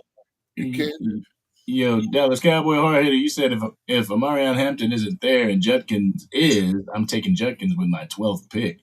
You know, Judkins is ranked 53rd on the board at Pro Football Focus. I know a lot of people don't pay attention to Pro Football Focus, but I don't, but I should.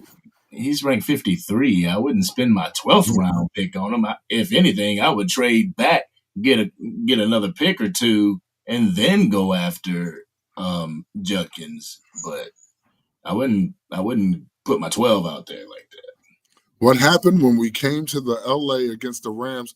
We got ran on for 276 yards. Oh, That's yeah. what happened. You want to know what happened? That's what happened. What happened in 2016 when we faced the great Aaron Rodgers? Dak actually brought us back. We were I think we were up 33-31. I think we were up in that game. And Aaron Rodgers makes an Aaron Rodgers type play. Crazy. And I mean, yes, the Aaron Rodgers throw was great, but the catch, the wherewithal to have your toes. Finley, right? Jermichael Finley, that's who that was? I can't even remember, bro. It's been so long. Shoot. Let me see.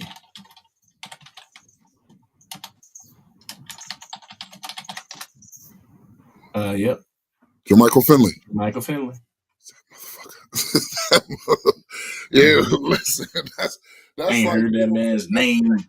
That's like when you play the Atlanta Falcons from back, from 8-9 years ago with Julio fucking Jones. It's like, no, there's like certain dudes I don't want to see. Like, come on, dog.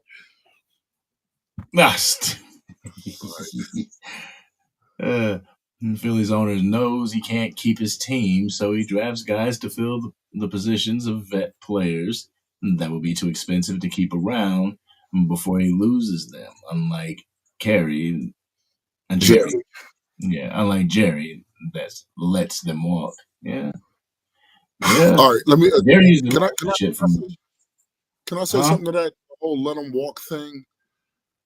How do we know that those guys want to be here?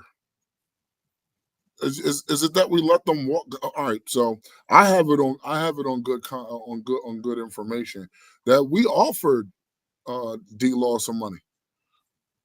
D-Law wanted more.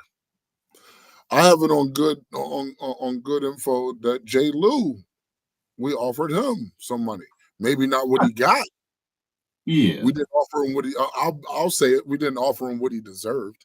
You know what I'm saying? Right. But we offered him a nice pretty penny. I think it was like $7 million a year. You know what I'm saying? That's not what he wanted. He got wanted more than that in Jacksonville. More than that. So I mean, I have it on good knowledge that we actually went for what the hell is his name? Greenlaw. We actually put our name in the hat for Greenlaw. Greenlaw didn't want to come here. These dudes, How do we know these dudes want to stay here? Chauncey Golston did not want to stay here. The reason why we kept Osa is because Osa really wants to be here. Mm-hmm. That's the reason. The reason why we kept Izzy is because Izzy really wants to be here. Yeah, somebody could have been took Turpin. Somebody could have been took Turpin. Shit, Yeah. Turpin didn't even have to sign the tenure. He didn't have to sign that tenure. He didn't. He could have just rolled. Yep. But he didn't. He wants to be here. You know what I'm saying? So let's get out of this. Oh, they let him walk and they let him walk. They didn't let anybody walk. They didn't offer them what the other teams offered them, so they went to where the money was. Yeah. You heard what Jay Lou said on your own. The time of taking team-friendly deals is done. I need to do what's best for me and my family. Yep. I commend you. Real talk, I commend you. Like, I thank you for all your services and everything you did here. You know what I'm saying? If you got to go get your money, go get your money, bro. Like, real talk. We like our guys. You think Aaron Rodgers would be a good quarterback for the Steelers? Yeah. I don't know, man. I think like with this old guard with quarterbacks and It's time. coaching and stuff, I think it may be time for Aaron Rodgers to go ahead and hang it up. It's time. I think it's time. It's a sad day, but I think like it's time. They said in The Dark Knight, man, you either die a hero or you live long enough to see yourself become the villain. Yep. And I see Aaron Rodgers becoming the villain of the NFL. So he just needs to go ahead. I don't think you're going to ever get back to that place where you can ride off into the sunset. So you just need to go ahead and ride off. JV, why clear up $50 million? Why clear up $50 million so you can get your depth on your team and be able to trade when necessary? That's why you clear up $50 million. You got the depth that you need and spots that you felt you needed it at, so you don't have to reach in the draft. And whatever monies that you have left, you could possibly use it in a trade situation to where you can be able to rent a player for a year or two. You know what I'm saying? Like right now, who's out there? Amari Cooper, Keenan Allen. Do we want these guys? Yeah, I'm sure we do. But do they want us? Do they want to come play with the Cowboys? That's the questions you got to ask. Like, oh man, this person out there, that person out there, they should be beating down Jerry's door, or Jerry should be beating down their door. How do you know that Jerry hasn't? How do you know that Jerry hasn't said, "Hey, I'm extending a hand. What's popping? Come see me." And then these guys say, "Nah, I'm good. I don't want to play for y'all." Yeah, I mean, you don't know that. Everybody sees the headache and everything that's associated with being a Dallas Cowboys player, and it's starting to turn people off. So it's not what it once was. It's not what it once was. I'm not mad for players getting their money. We had the cap space. Yeah, you're right, JV. And Prince, you're right too. J. Lou got the bag in Jacksonville. He definitely did. They did what was best for them. I mean, I don't know if he's the highest at his position or the second highest, but he's up there. Oh, he's the de facto highest paid slot corner, nickel corner. He is the highest paid nickel corner. He is not the highest paid corner, but he is the highest paid nickel corner per his position. Daggone, Filthy in the building. What's going on with you? Yo, Chris, I was actually thinking that he was gonna make it complete full circle and go to the Vikings. I thought Aaron Rodgers was gonna go to the Vikings. No, I think Minnesota made that mistake with Brett Favre back in the day. They ain't doing that again. Oh no, history repeating itself. Hell no, I ain't doing that again. Some people do learn. Cowboy hard hitter. What do y'all guys think about Joe Milton, quarterback from the Patriots to Dallas? No, I don't know too much about him. I looked at him a little bit. You know, it was his first year. 2024 was his first year in the league. I think he only played like 2 games, like a game and a half, maybe. One game. Okay. And my thing, he had like a 70-something% passer rating. Well, no, not passer rating, but completion percentage. So it's okay. It's okay. But at the same time, he's only been in the league 1 year, and the Patriots are looking to get rid of him. Why am I taking your problem? Like, For sure. no, For sure. I don't I want mean, to take your problem. it's. I look at it like it's. I agree with you, Angry. Let me first say that I agree with you. Unfortunately, it's not all positions you can say this for, but I do believe if one stop isn't good enough, maybe a change in scenery could help. Okay. Quarterback at this stage. I don't think is one of them. I don't think it's one of the, like, the backup position is not that much of a dire need to where we have to spend capital. We got Will Greer in there. We Like, got Will Greer as our backup. If you're going to get a I third, like Will. quarterback, sign back Trey Lance or go get him in the draft in the 6th or 7th round. I wouldn't even go get him in the draft. If I was going to do anything, I'd have Will Greer and I would have a UDFA. I'm not looking to move on from Dak Prescott right now when he's in one of the highest paid contracts. Like, if this was year 3 in that contract, yeah, I'd look toward the draft to get somebody in the 1st or 2nd round. But yeah, I mean, the brother, when he threw the ball, like, he has a cannon. I saw a video. He has a cannon for an arm, but it looked like CD Lamb throwing the ball too. I was like, is that CD? Nope, it's Joe Milton. Yeah, I did ask that question. I saw that, John. I was like, wait a minute, CD out there? Oh, no, that's Joe Milton. All right. I mean, we know he got a cannon. Like, yeah, cannon, but so does Trey Lance. Trey Lance has a cannon. The only thing that they need to do is help that man, get him some reps, help that man on his accuracy and reading defenses, and he could be all right. Hard hitter. I got a problem with your comment right there, sir. I got a problem with your comment. Hard hitter. He'll be cheap though. Don't y'all complain about Jerry doing the cheap thing?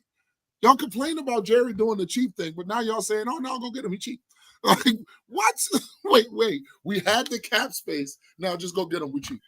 Jim Kelly went to 4 Super Bowls. Dak hasn't been to an NFC Championship game. And once Dak Prescott made it to an NFC Championship game, you would say he ain't made it to a Super Bowl. Yeah. So like, we can move the needle all we want. We can move the needle all we want. And Drew stay in the comments just negatively talk. And this ain't Drew, the Eagles fan. This is Drew. I think he's a Cowboys fan. Of course. Negatively down and Dak every chance he gets. It's like, man, your NFL experience must suck. There's only 5 quarterbacks, 5 active quarterbacks that have been to a Super Bowl. 5 out of 32 teams. Out of 32 teams, there's only 5 active quarterbacks who've been to a Super Bowl since 2016. Yep. 5. Yep. Patrick Mahomes, Matt Stafford. Yep. Jalen Squirts. Nah, man, I got to put some respect on his name. Jalen Hurts. Joe Burrow. And Nick Foles. That's it. 5 quarterbacks. Is Nick Foles still even in the league? Nope. And he's not even active. So 4. I was going to say, where is he? So 4. But yeah, YouTube user 52 says Ashton Genty said he wants to be a Cowboy. And that's the type of person that I want here. You know, here's the problem with that. Here's the problem with that. As much as I would love to have that dude who wants to put the star on, especially his first year, you don't have control over that. I know. That's like, that'd be a little devastating for him. Like, I want to be a Cowboy. And then all of a sudden he's a Bear. No, he's going to be a Raider. He's going to be a Raider. Man, I hope not. I hope the Raiders look at something like, oh, we need this more pressingly than I would rather the Raiders take Tech McMillan. I won't be honest with you. I'd rather the Raiders take Tech McMillan. Really? Yes. Because if that means I can get Ashton Genty in the first and then Savion Williams in the second, I'm right as rain. You go for Savion in the second. I go for Savion in the third. I don't think he'll make it to the third. Yeah. Depends on the super need for the wide receiver position. Exactly. I don't see him making it to the third. I really don't. That's why I'm like, okay, let's go DT in the third. You know what I'm saying? Like, if you can get an additional second, that would be great. But I think the only way that happens is if we trade back with, say, a Seattle You know what I'm saying? Trade back 6 spots to 18 and go from there. LT Ray. And players need all the cash that they can get. Your career could end in a single day. And that's one of those things where it kind of irks me when people talk about, oh, this player needs to take a team-friendly deal. This player needs to do that. He needs to put a little money on the table. It's like, y'all ain't out there risking y'all damn lives every single time y'all get on that field. For real. Like it's easy for y'all to say, oh, sacrifice a little bit of money. Y'all ain't sacrificing no money at y'all job for the next man. So why should these guys? You know what I'm saying? Like, just like you said, on a single play, somebody could be Ryan Shazier. Yeah. Completely paralyzed, off the field, now walking on crutches or walking with a cane. That could easily happen. Yeah. And then what? Like, man, I wish I didn't leave that money out on the table. You know what I'm saying? You could be a DeMar Hamlin and literally die on the field. I'm just saying, I think he came back. Yeah, that's the only thing I'm thankful for. You know what I'm saying? His life means more than just football. You know what I'm saying? Yeah. All these players' lives mean more than just football. Health and well-being included. It means more than football. It really does. But this is the profession that they chose. This is the profession that they're willing to die playing. You know what I'm saying? And I respect that. So they get anything and everything that they deserve. I'm not going to sit here and pocket watch these dudes and say, oh, he should have took a team-friendly deal. What? Hell no. We saw Dak Prescott get rocked on sliding when he was sliding like he was Joe Flacco or something. Luckily, he's not. But we've seen that. We saw what happens. Like in Tua Tagovailoa is throwing up gang signs. You know what I'm saying? Like after getting hit, concussion.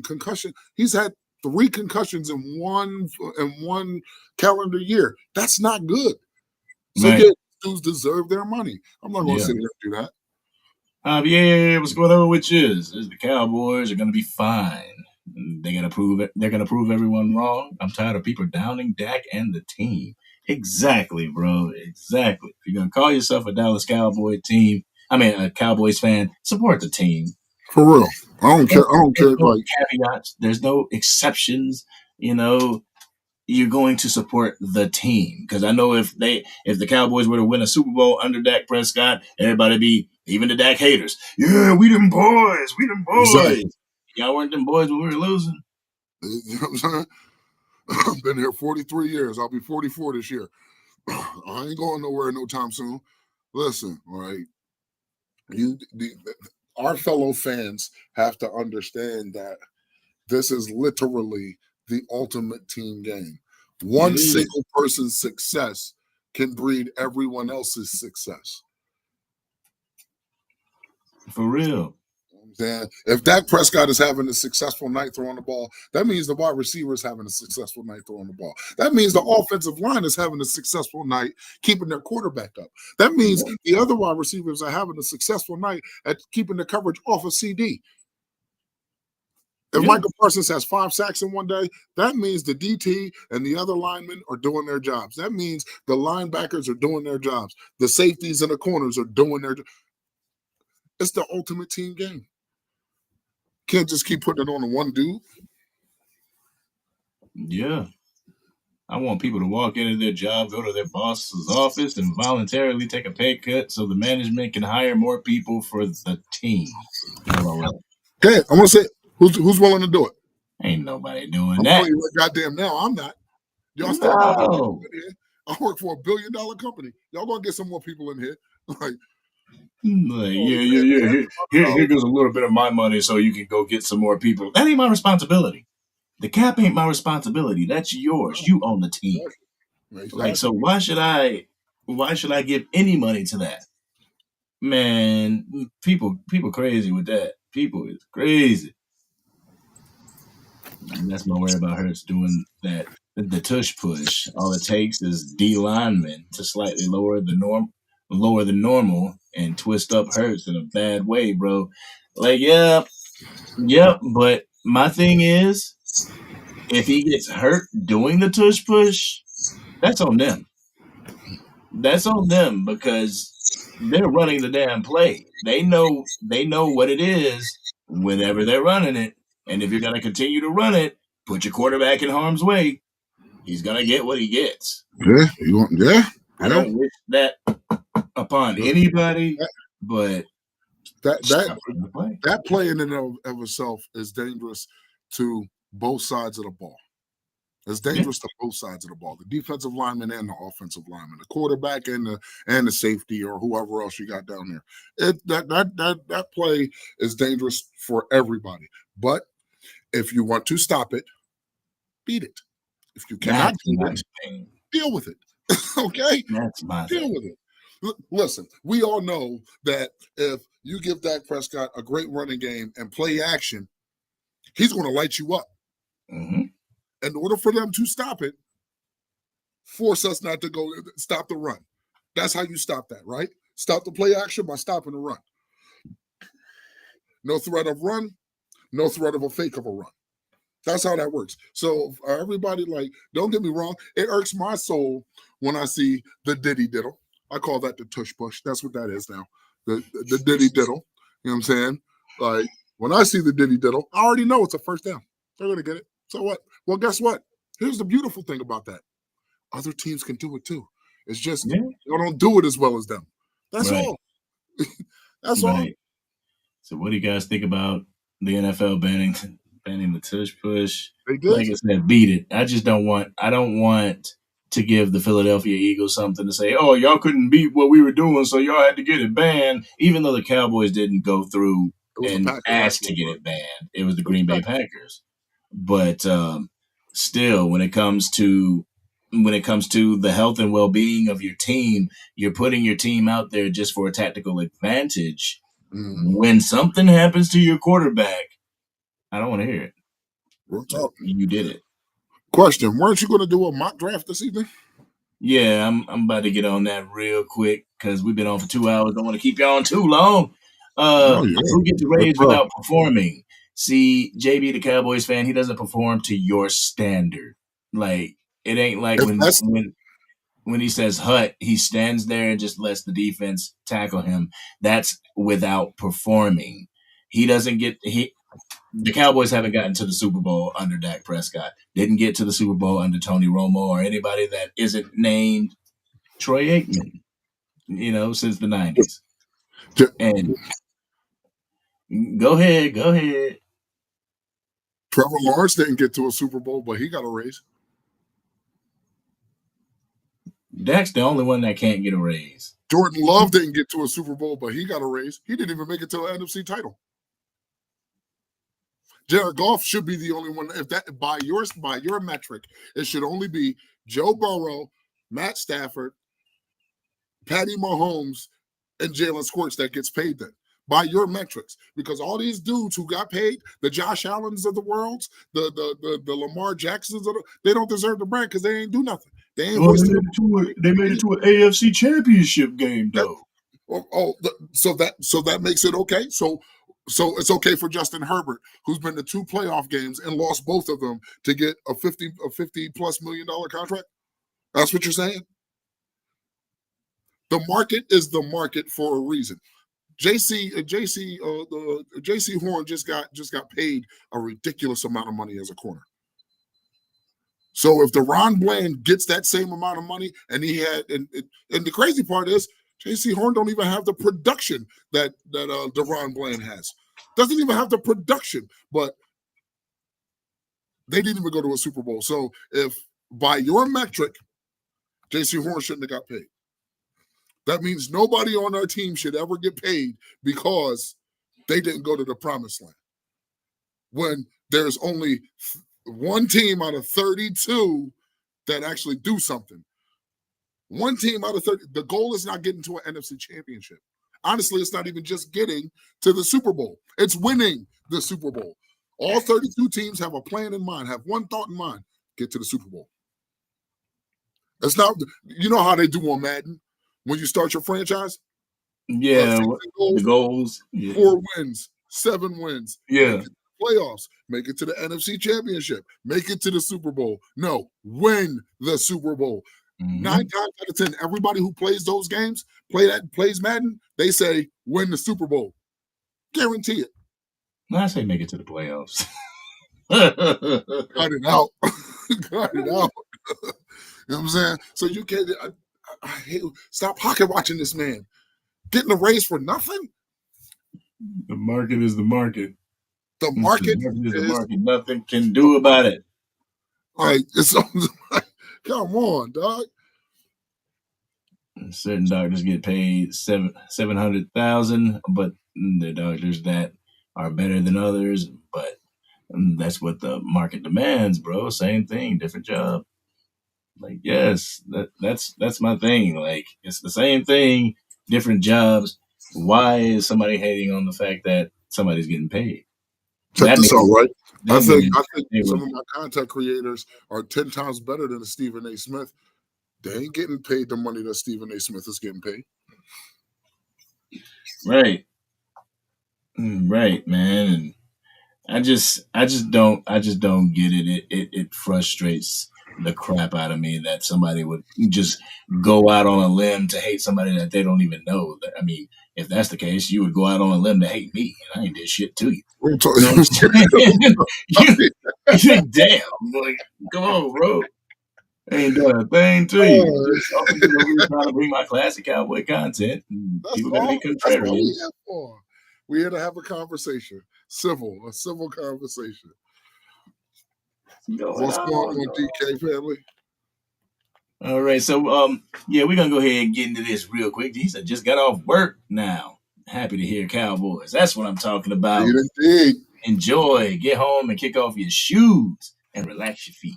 I'm doing that at work right goddamn now. He done kicked off his shoes, about to make everybody run out the room. No, ain't nobody in this room, baby. It's just me. All right, let me go ahead and get this up. We're gonna end the show with the mock draft. We're gonna do a quick mock draft for y'all. The seven round? Yeah, let's go ahead and rock with the 7th round. Fine with it. Throw this up. Doing the PFF Pro Football 7th round mock draft with the Dallas Cowboys. Let's go ahead and get into it. Hit that. Why are my messages messing up, man? Come on now. Messages busting up. Can't see what my people saying. All righty. All right. So we're going to do this a straight up. We ain't going to trade back or anything like that. Just do it straight up. Let's get into the draft. Hey, what do you know? Roy McMillan. So, me personally, I'm taking to I don't disagree. I mean, I don't disagree. Mike Green is a DT, is he not? Yes, Mike Green is edge. Edge. He's an edge rusher. Nope, he's not even. We don't have a DT in the top 5 of those players right there. So I'm going to go Ted McMillan as well. What? You got 5 trade offers? That's crazy. Yeah, I wonder what they are. 15 shoe. Now, what's the 15 offering? Let me just see real quick. I want to try and take these 2 and give them. Nah, I ain't going for that. Shoot. Oh no! He's like, nah, we're good. Ted McMillan, it is. Ted. Let me see if I got my thing. Hold on. That's right. We gotta make it. Do I got it? We gotta make it official real quick. All right, the second one. Oh, I like Tyleik Williams. Tyleik Williams, defensive interior. Exactly what I mean. You know what I'm saying? It's like certain things will fall to you if the draft falls right. You know what I'm saying? Defensive interior, 327 pounds. So Jack Besh went 42. Will Xavier Williams get to the 3rd? Jack Besh, he went at 42. Yeah, he went 42. I think Savion would. Well, see, the thing is, my thing is like, do I need a Savion if I got Ted? True. I feel you. So I would probably go with Tyleik Williams right here. The second round, that's my thought process. If I don't have Ashton Genty in the first, I'll take Ted Roy McMillan, especially if he falls to me. Second round, being so there's so many running backs in this class, you can go DT in the second. You Yeah. can go DT in the second. So Tyreek Williams would be the pick. Wow. All right, let's see who we got it. The third. Ooh, and Josiah Stewart. We need running back. I at Need least want running running back. back in the first three. Yeah. If I we would had at a least fourth, if we had a fourth, okay, RJ Harvey, DJ Giddens, Devin Neal. Wow, we can actually even wait to grab these dudes. mm, see what is 5'9". He's about the same 208. size of an Ashton Genty. Got the same type of wiggle, but I really like Damian Martinez. He's more of a bigger body. 6 6 foot. foot 232. I mean, then we can double dip. So I'll go with your man. At 101. God. Yeah, exactly. You know what I'm saying? So it's like, what do you do? What do you do? Do you go for? I mean, because again, this is still a strong running back class. Yeah. It's just where do you go? You know what I'm saying? We all know Bashul Tootin. We already know he's a speedster. Yep. So if you're gonna go with Damian Martinez as your bodybuilder back, then Brashard Tootin, if you can double dip, that's who you want. Yeah, let's just try it. I don't know if he's gonna make it to 149, but we can try it. We shall see. Right. And after that pick, Nope. Riley Leonard. Wow. Don't think he made it. Nope. Well, there is Trevor Etienne, Marcus Yarns. I mean, we ain't gonna go running back to back. No. Just a thought. See, now you run into the quarterback situations. Quarterback, running backs, tight ends. So now we would be reaching, going like 155 with 149 pick. But at the same time, at this point, You know what? What's this? The fifth? Yeah, this is the 5th round. All right. You want to shore up the corner? Let's see. I'm not saying Huzzy. I'm not saying Huzzy. Elijah Huzzy can play slot as well. 5'10". Yeah, that's going to be an issue. All he is. That's going to be an issue. Let's see what other guys they got out there. I mean, probably not many, but they're gonna be up there. Like Riley, and this is at 149. Fortune. Donald Fortune. His run D is scary. 6'1". 185. Let's see. I like a tall corner. I think so. Because you know they're gonna put a tall wide receiver on. Mm-hmm.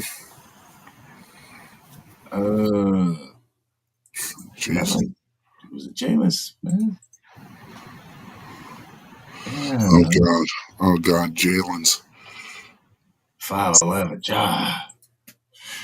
Excuse me. Fucking Jalen's. I can't stand a Jalen. All right, so right now to get through this, what about Tyler Barron? Tyler Barron, edge rusher, 6'5", 260, and all he's going to do is put some weight on anyway. Yeah, he ain't even in his grown man body yet. Right. That's a monster. Because think about what we got with Peyton Turner. He's 6'6", 250, 260 something. No, 275. 6'6". Man. So right now we got the wide receiver, defensive interior, running back. I don't see it hurting. Tyler Barron. I don't see it hurting. I really don't. Tyler Barron. Yeah, Wow. Oh dang! Two Miami guys. Miami guys. Oh, okay. Trevor Etienne. I do like Trev, but I'm pretty sure we're gonna go with a different place here. Seth McLaughlin, center. Do you want it? Do you want to touch the offensive line? Do you want to address it in the fifth? Not in the fifth. I got like offensive line, especially center. I look later in the draft for.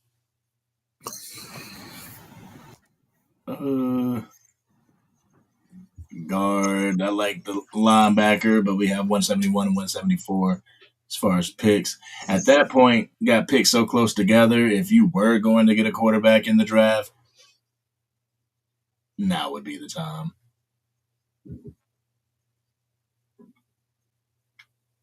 Or I mean, you could go like you could definitely go UDFA, but like Kyle McCord's numbers look pretty good. Yeah, I have to check him out as far as video and his film goes. I actually overheard a couple of guys talking about him today on one of the podcasts. It wasn't the Kyle McCord himself that kind of turned me off. It was more the vitriol behind it. You know what I'm saying? Like, oh well, you guys don't want to get Joe Milton, but this guy is so much better. And how do you know? How do you know that these guys are better than dudes who are already in the NFL? We don't know. Right. I.e. Jamarcus Russell. Like, come on, guys. I mean, if they talking about like a compensatory, just a 5th round compensatory pick for Joe Milton, then bring him over because at least he does have that 1 year of NFL experience under his belt. Yeah. Albeit one game, but yeah, it's still like years of experience. And still going through off seasons and stuff like that. What is this? The 5th? This is a third pick in the 5th. You want to take a second in the 5th. All right. You want to take a guard just to get that need off the board? Tom Cooper. 3 sacks, 7 hurries. Can play left or right guard. I get TJ Bass vibes. Okay. 6'6", 310. 310. When Zach Martin like 6'4". Yeah, 6'4". Yeah, like 6'3", 6'4". And Cody Simon. Cody Simon, heard. Linebacker. You want to add the linebacker? That's fine by me. Can play slot too. What? I'm all for it. 6'2", 235. Okay. Yeah. I'm all for that. See, ooh. Like I don't know if I've said this, but it might sound kind of bad. I don't know. But I think Caucasian linebackers were historically are better. They dogs. Only because of they are cerebral. They are super cerebral. And you like usually with this pick, I usually go like tackle, like Logan Brown. Okay. I'm looking at it. Looking at his grades, I think his worst game. Who was that? 59. Worst game was shoot. Who was that? Arizona State. Arizona State. Yeah, if that was his worst game, then okay. Like 65.5 against Colorado. TCU did it pretty well. K-State he did really well. TCU. He's serviceable. I mean, I'm not going to give him an inconsistent. I mean, he probably ran into some better competition as he went along. Not really. With a good offensive line coach, he can be coached up. Exactly. You got Dallas Cowboys 23% and getting him. Of course, they ain't got no breakdown on him. But all right, where would you go? All right, so we already we might as well. Oh shit! Damn, we took Cody Simon. I love Danny Stutzman. All right, 174. We don't necessarily have to worry about the offensive line right now. We still got the UDFAs, still got the 6th round, and you got the 7th. Shit. I wouldn't wait all that long to be I wouldn't either. But about offensive line. go Tyler Cooper. Get the Tyler, guard. Yeah, get the guard. Because remember, we still do have ooh, he's pass blocking. oh Lord. Jesus Christ. Oh hell no. He's definitely God. That's why I said Logan Brown, because you can always change a tackle into a guard. How is he above him? I don't get that. Yeah, we're I going don't Logan get it Brown. either. We're going Logan Brown. Like, because I'm pretty sure they have it in order from best player available, correct? Yep. Yeah, so Yeah, wow, Kyle McCord is still there. Kyle McCord still there. Brosmer, Brady Cook, Tyler Shaw, Taj Brooks, Antoine Wells Jr. What is this? A 6th-round pick? I mean, I know we wanted to double dip somewhere, correct? Yeah. We only have one wide receiver, one halfback, or did we get a second one? No, we only got one each. Yeah. I mean, at this point, or do you want to get your third quarterback? That's all this pick is going to be, a third quarterback. Break glass in case of emergency. I'm hoping. All right, we'll go with the quarterback. I'm hoping at 211, one of the two of my wide receivers will be there. So I know who you want. Let's see. He is gone. You're right. But one is there. Ty Fulton? Yep, Ty went. Oh, Luke Condra is pretty good too. Where did Ty go?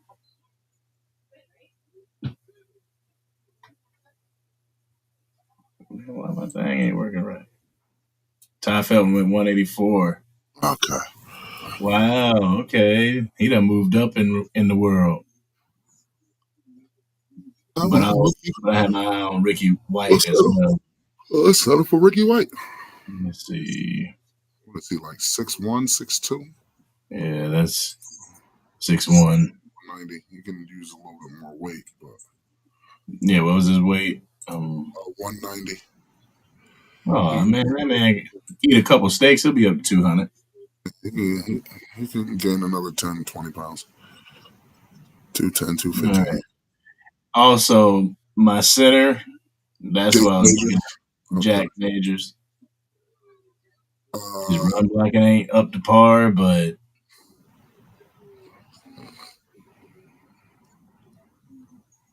he may be able to fall as a UDFA too.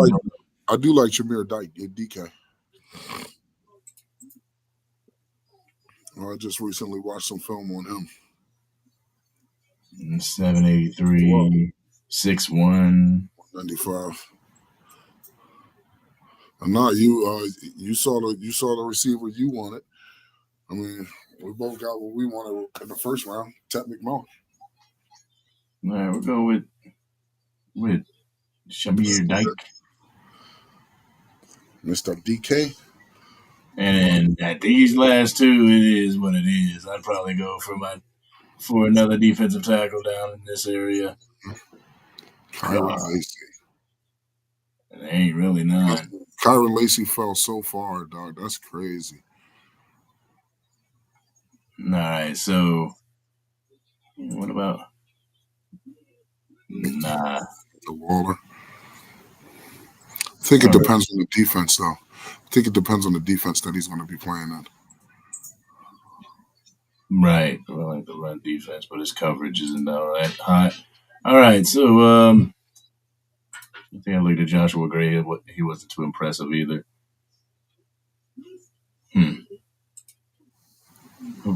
Oh, Kenny Madrano. I just watched film on that kid. I like his motor.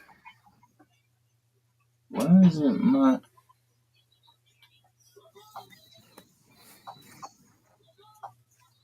My chat isn't working. Killing me. All right, so let's just go ahead and get these last two. I like Kenny Madrano, but we already got a linebacker. You like who? K. Madrano, but we already got a linebacker.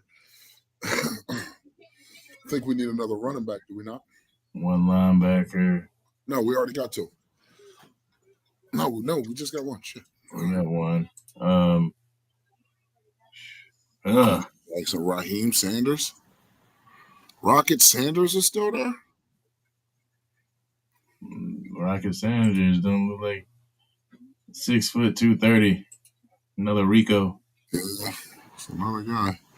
Montrell Johnson. And this is all they have there? Yeah, this is it. Nobody else there? No. Bro ain't even break 600 yards. I ain't. Hmm. Nope. Jackson, Arkansas.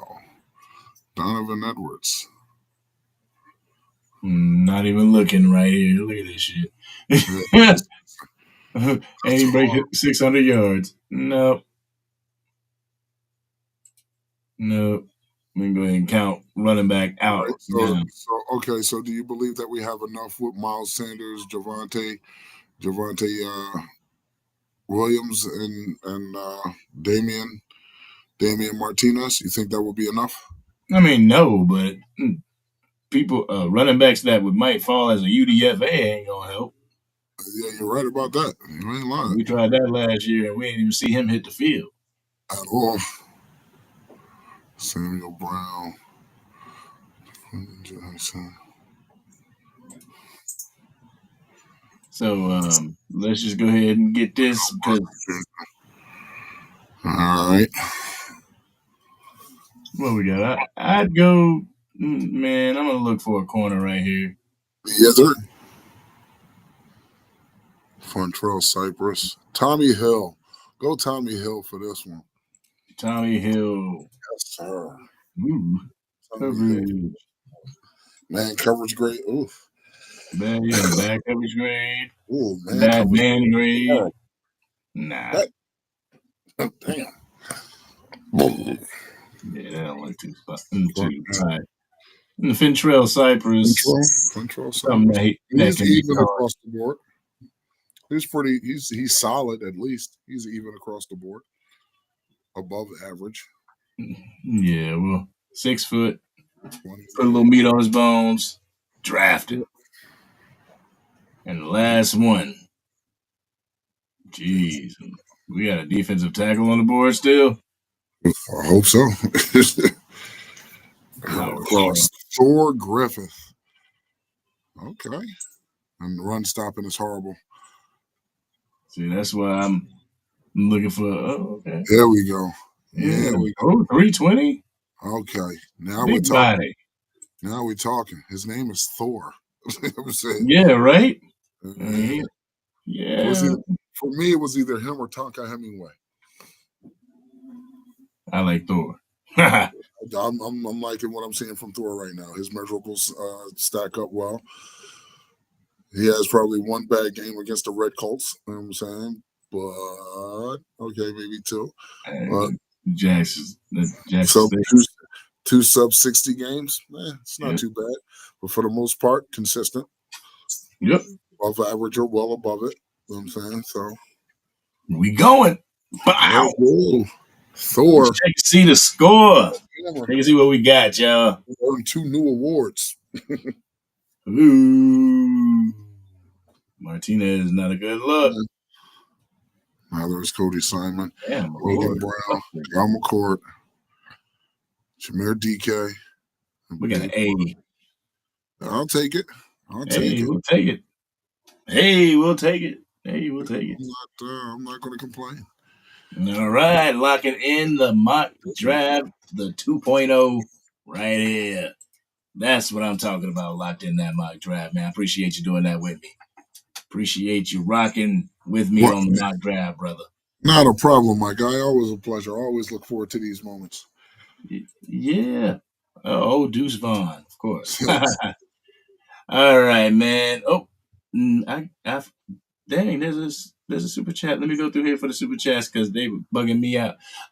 Miss Neesy with the $5 super chat. Truly appreciate you. Thank you so much. Says, hey, ACF, please ask the janitor to give us an update at the Star while Jerry and fam are on vacation. Janitor got you. All right. Got you. Make sure I do that just for you. All right, we're gonna do that. But man, I smell the food cooking in there. So I'm definitely gonna have to get off here and go eat. But I Get your truly grub on, appreciate bro. you rocking with me, dude. Thank you. Always a pleasure. Always a pleasure. I look forward to it, man. Yes, sir. But the things I got going, for the 2025 season that I didn't get to start last season, I'm gonna start doing lives for subscribers only. So we'll do some, with everybody, and then we'll do some with subscribers only. Gonna try and get the phone lines jumping off so that people don't, if they don't want to show their face or whatever, they can just call in, things like that. But trying to get some good stuff jumping off this season, man. But what do we think about Malik Davis? Malik Davis had his turn. They pushed him to the wayside. That's how I think about Malik Davis. It's not that he was a bad player. I personally thought that he had a lot to offer. After that San Francisco game where it was clear that Mike McCarthy, the coaching staff, was out on him, that's what that was. That was a casualty. Yeah, I'm not really a big Malik Davis guy. I mean, I think he might be a notch under Rico. And I don't think he's a needle mover for anybody. Maybe he's just in the wrong offense when it comes to the Cowboys, or the wrong scheme. But he's just a camp body for us, for real. Wish he could be more, but just another camp body. Yeah, that's the way old Deuce Vaughn is looking. But Angry, I want you to go ahead and enjoy your dinner, my guy. Again, always a pleasure. I look forward to being back on with you. You know what I'm saying? Hopefully next time we'll get Sports Junkie on and, friendly debate. You know what I'm saying? Yes, sir. I got my stuff in here too. I got my little buttons in here for the debate. Heard that? My Mortal Kombat buttons. Yes, sir. Yep. And then if somebody get the best of you, Finish him. For sure. All right, man. I'll let you later. Yes, sir. Always. Stay safe. All right, brother. Yeah, that was man Honey Kush in the building, man. I appreciate him. And I appreciate each and every one of you guys for rocking with your man, for being here, letting me take 3 hours of your day so we can talk this Dallas Cowboy talk and actually do mock drafts and talk about what the Cowboys could potentially do in this upcoming draft. But guys, make sure that you go watch the most recent videos that I dropped. If you're not following me on social media, you can follow me over on Facebook, Instagram, TikTok, Blue Sky. What's the other one? Clapper. Yeah, I'm on all of them. So go look for your man, the Angry Cowboys Fan, and we can chop it up over there. Hit me up in my DMs. I'll holler back at you. But until then, this has been your man, the Angry Cowboys Fan. Gotta go get something to eat. Y'all do the same, and I'm out.